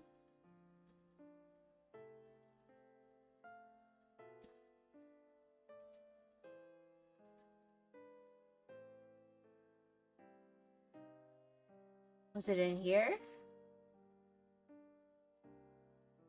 You see, they never said it was going to be a good hint. It's no good at all.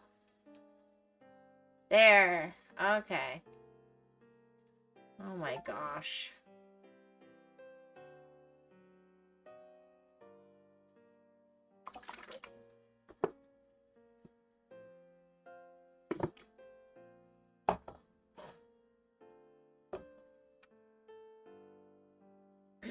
No, that was nice.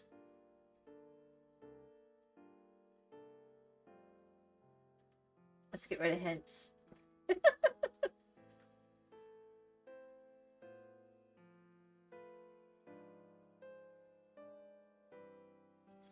I don't want hints. What does the in-game lock mean? Does that mean that once I have it right, it stays done?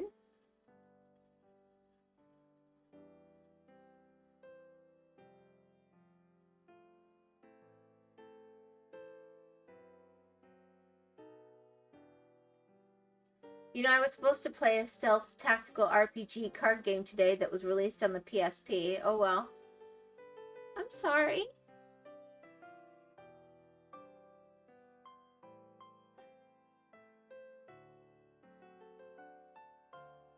I mean, that might be nice.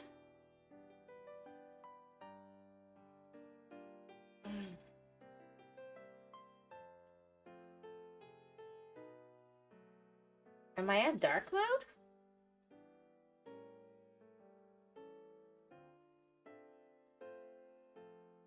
That's interesting.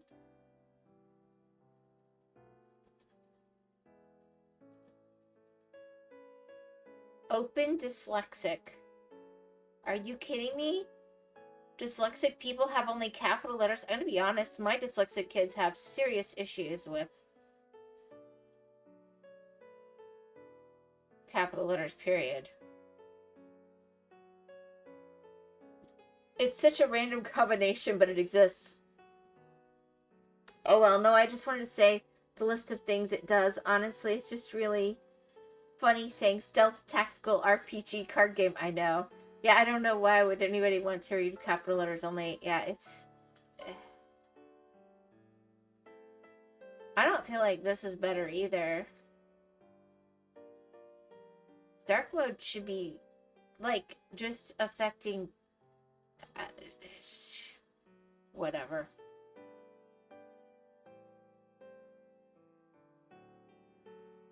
Alright, let's go back to those.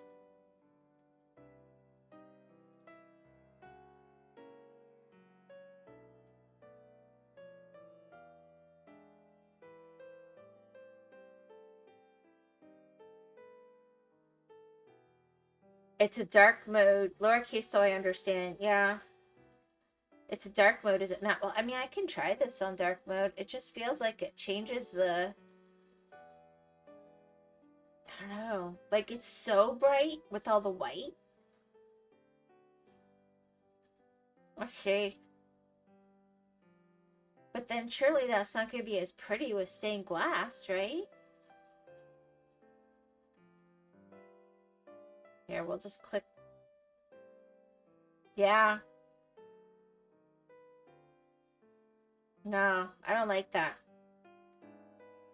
It did make it dark. Yes, it changes the brightness. Yeah, but...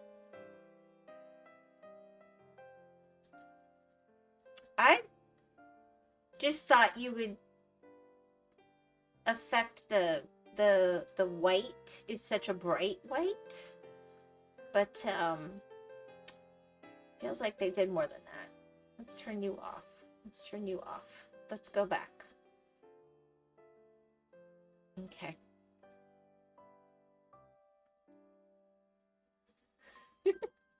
It was an extremely literal interpretation of dark mode. I don't know if I've ever seen such a literal interpretation of dark mode. It was crazy. Alright, let's see. Really, this is gonna come around here. So let's just pop over here. 14's gonna be one of these, I think. So 26 is where it's gonna start.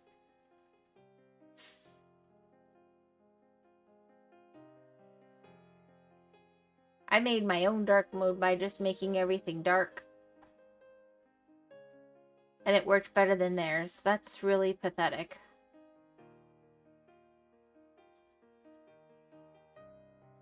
Anyway, I'm going to go. That's fine. I finished one already. I'm 2 hours in. I'm gonna do Whiskerwood tomorrow.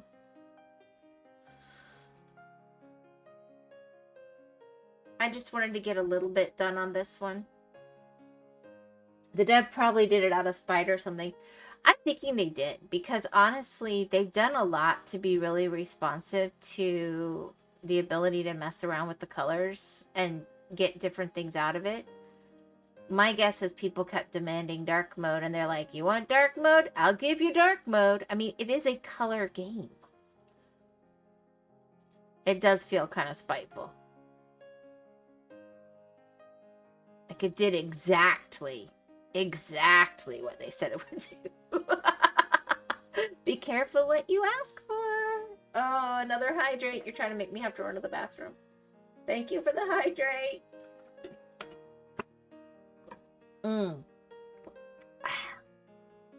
I have gone through a liter of liquid since I sat down here.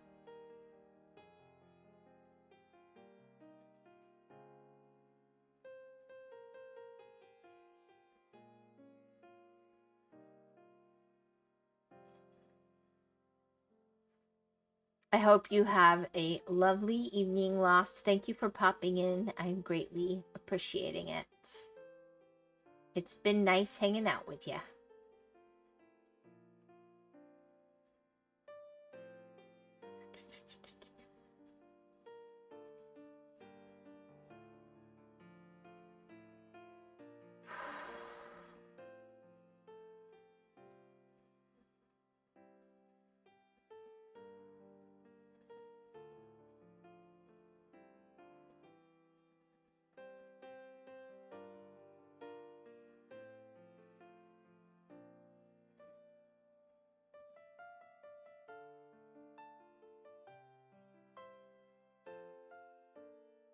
This eyeball is so pretty for some reason. I don't know why. Ad break now says it's in progress, but you guys said the ad break was a few minutes ago. Oh my gosh.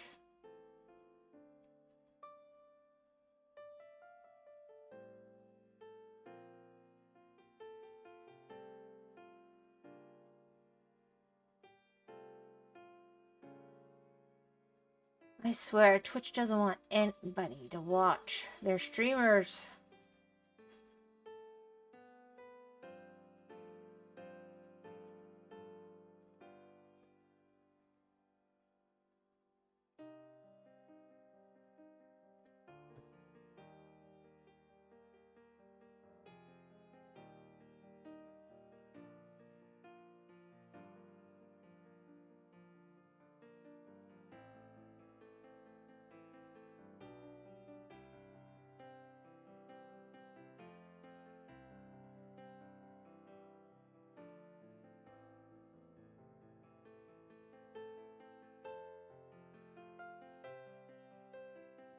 Oh my goodness, now I'm feeling burpy.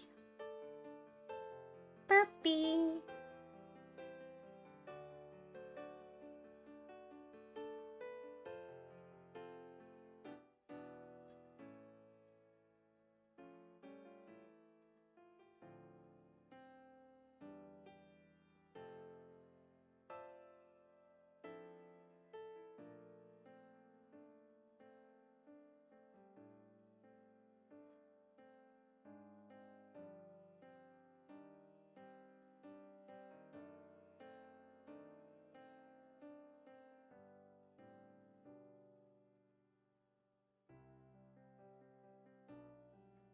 All right, let's see here.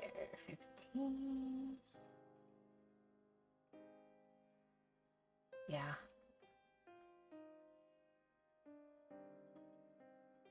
Yep, this section 2. Definitely part of that.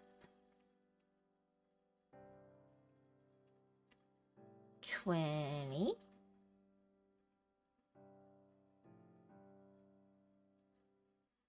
Oh, that might have been part of all this. That might be...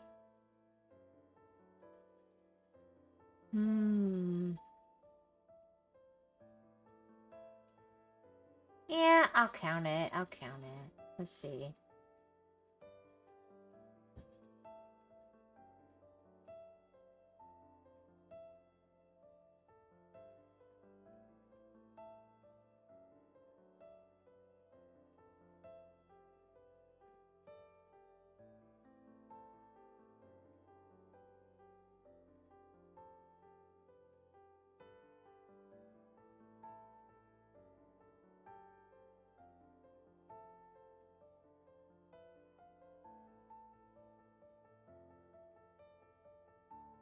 Might have gone more into the eyeball than I intended. With my little thing here, but whatever.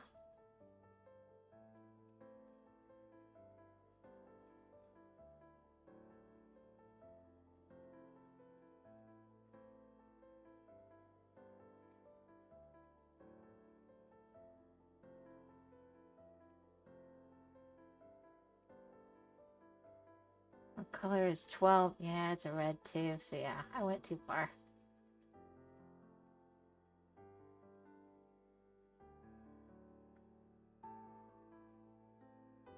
Yeah, that's the actual. Well, maybe.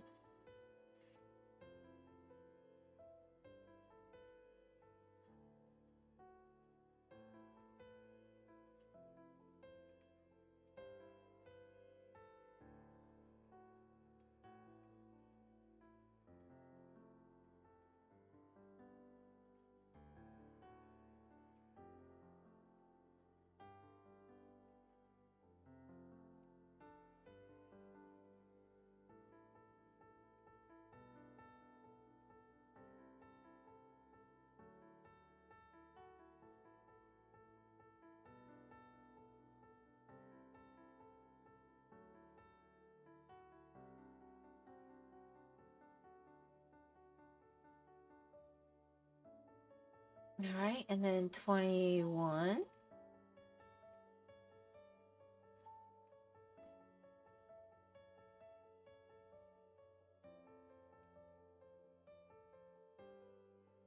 I'm just gonna go ahead and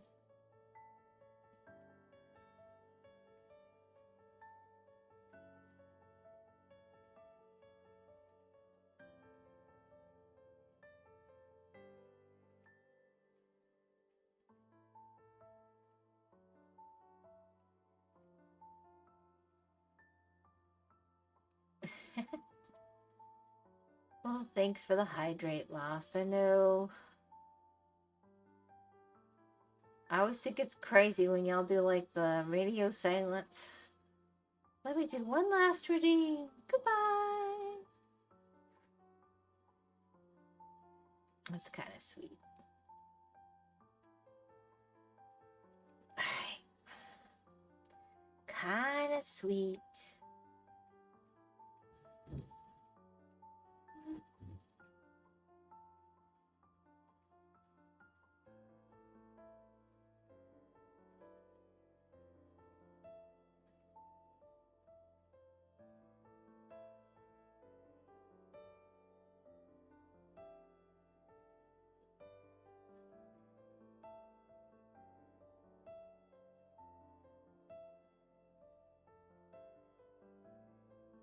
Okay, let's see here now.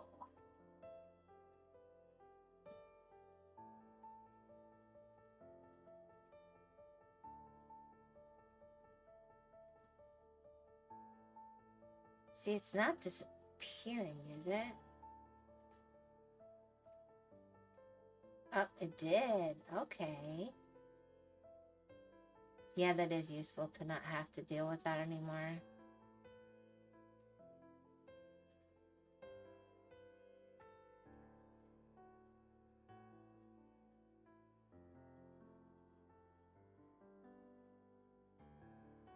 Hmm.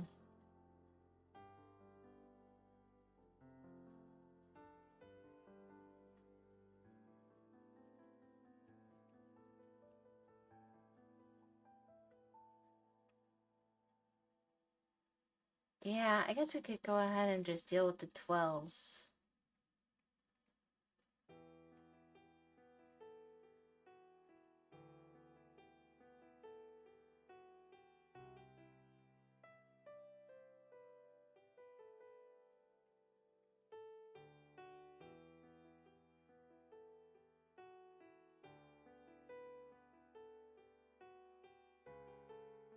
And that's how everything's gonna go now, I bet. Get rid of this color, get rid of this color, get rid of this color.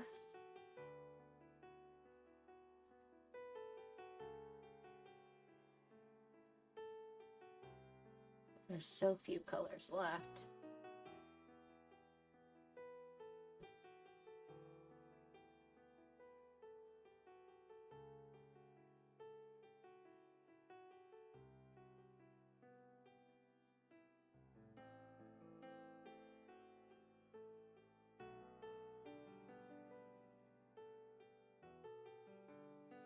Boy, these people are so little.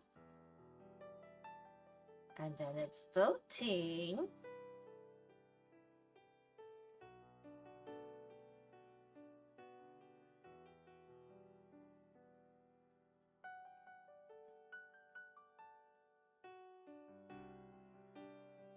Oh, there's more 12. What did I miss it? Maybe over here somewhere? Yeah. Okay.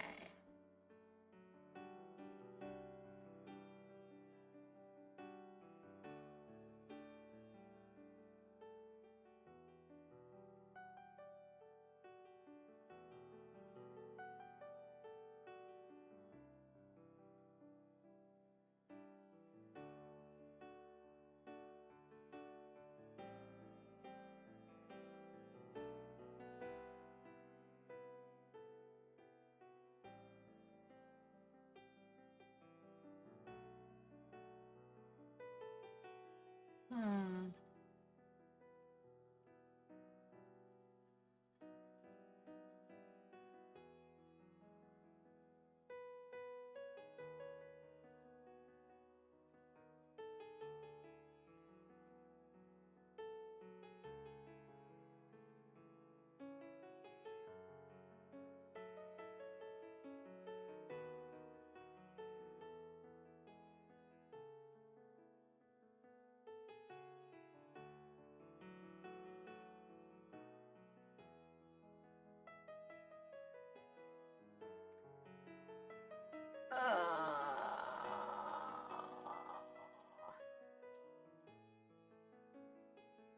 Alright. I think I'm almost done with this color. Yep. But that looks weird now to not have this. I can't leave that like that. Ah! Alright.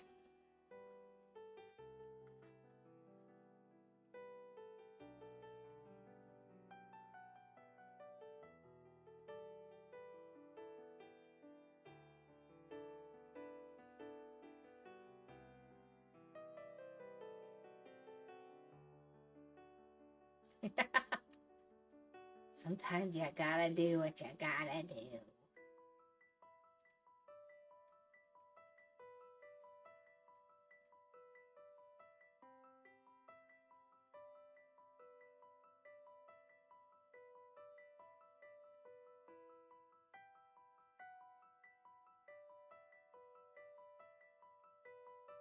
I'm starting to get hungry again. Man, I never get snacky at night. What the heck? I ate good, too.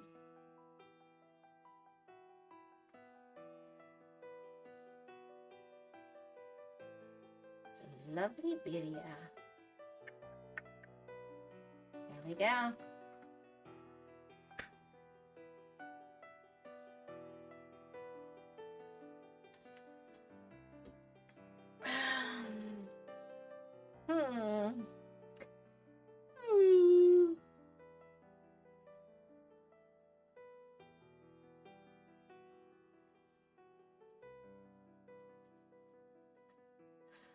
Alright, where's the 27s? They're gonna be towards the middle, aren't they?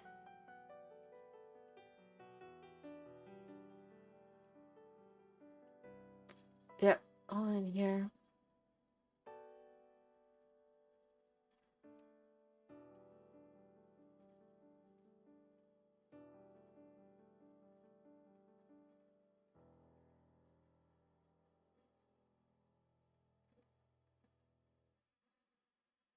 There's so few 27s, I just thought it might look cool to pop them through, because it looks like they're kind of a accenty sort of color.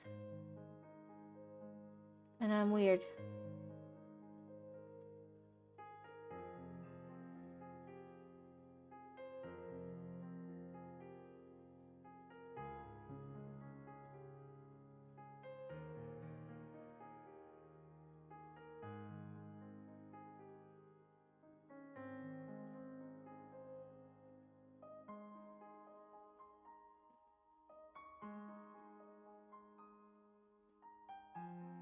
Alright.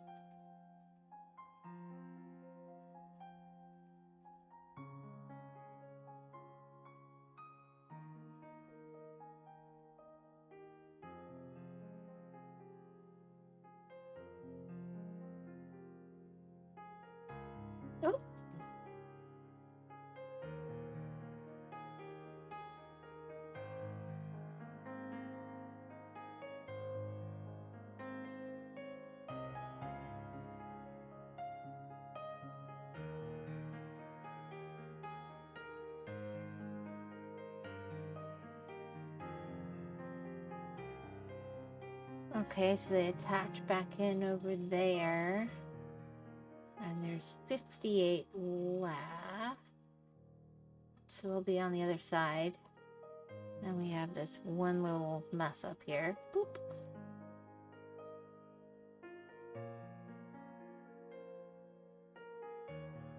I would have... Ah, yes, over here. Okay.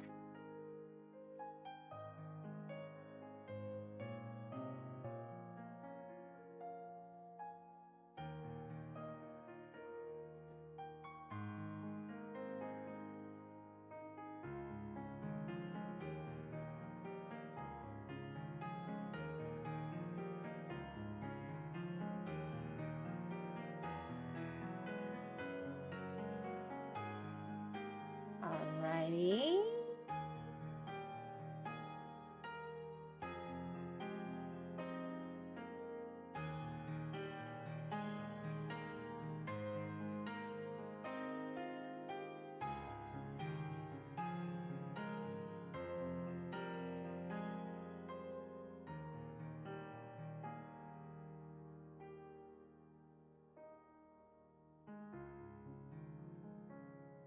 And we have 4.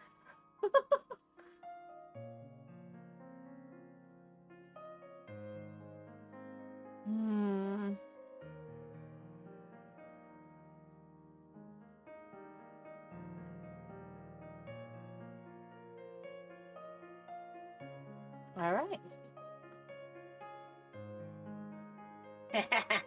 Okay, that is a cool effect.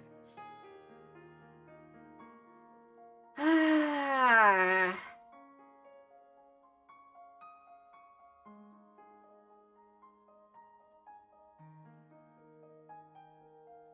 I bet the 22 kind of finishes braiding around that, maybe? No, 22's further in.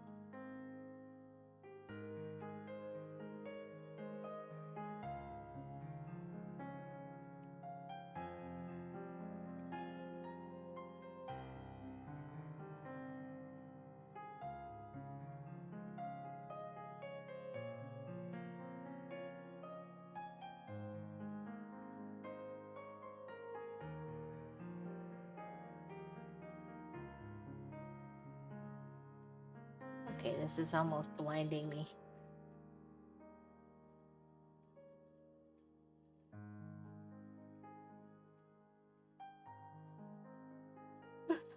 Oh my gosh. Maybe dark mode would be better for this one. Alright. I'm literally squinting.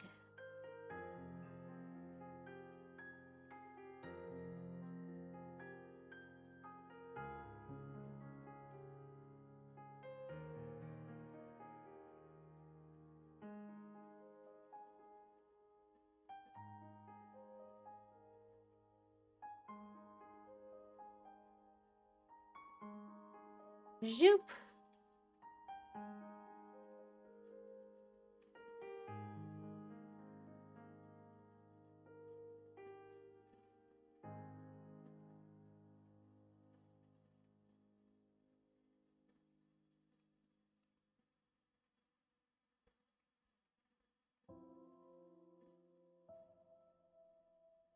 Alright. And so in theory on this side, I should be mostly done. Yep. Alright, let's come over here.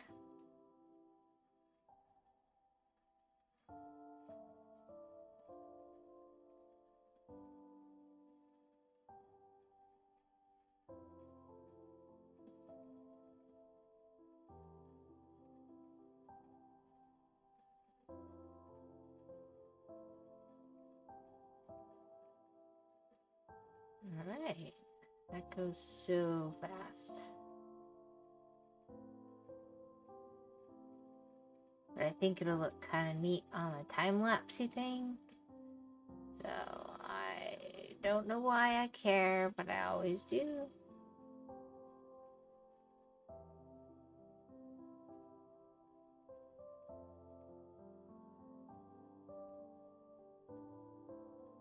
1. Oh my gosh. 1.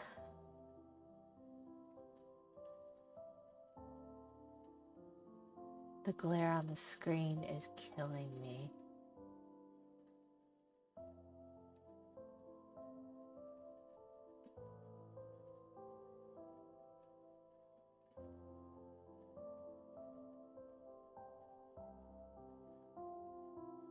Boop. Done. Oh, now that's so cool.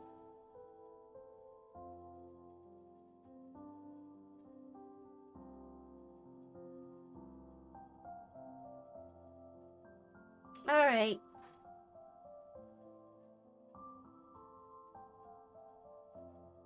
I think that's probably a good place to leave that for tonight. We have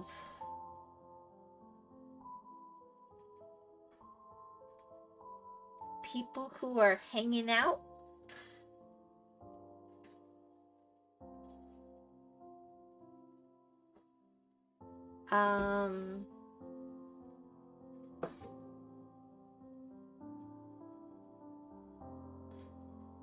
What time are we at?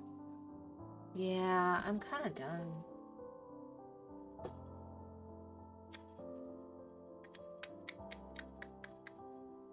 I appreciate people who hang out.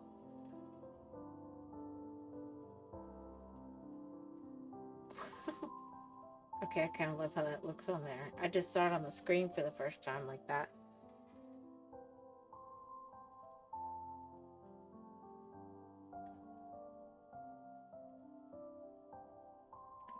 Let's see.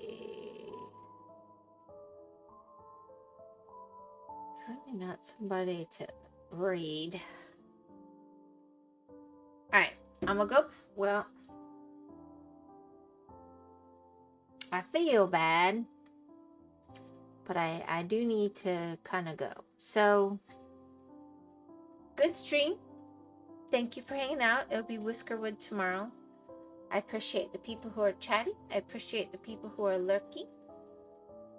I got told I'm not supposed to say that anymore, so whatever you call not chatting, but listening and hanging out with us and doing the VODs and live and whatever, I really, really appreciate all of you. And thank you very, very much. Oh, there's one up here too. Very cool. I like that.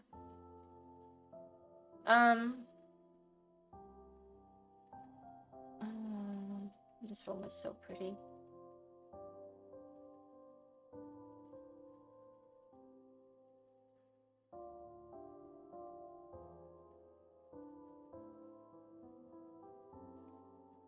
I like the bumblebee one too. Boop. Boop, boop, boop, boop, boop, boop. Look at all the things I've done with you guys.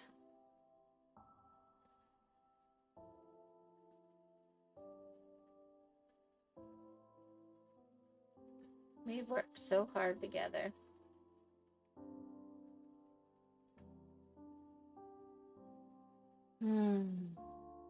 It's a trip.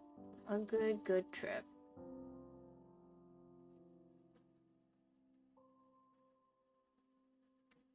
Anyway, I truly, truly appreciate people hanging out, and I think it is time for me to say goodbye. I'll be doing Whiskerwood tomorrow. As always, I'll aim for Eastern Standard Time around 6-ish, but 6-ish is the clue. It usually ends up being closer to 6:30 by the time I can get my computer up and running and doing what I need. But I do try, because I usually am like preparing dinner for my family and stuff too, and I try to eat before stream most of the time. Anyway, thanks for hanging out, and tried to wait till people came back because somebody said he went to go make food, and I looked for someone to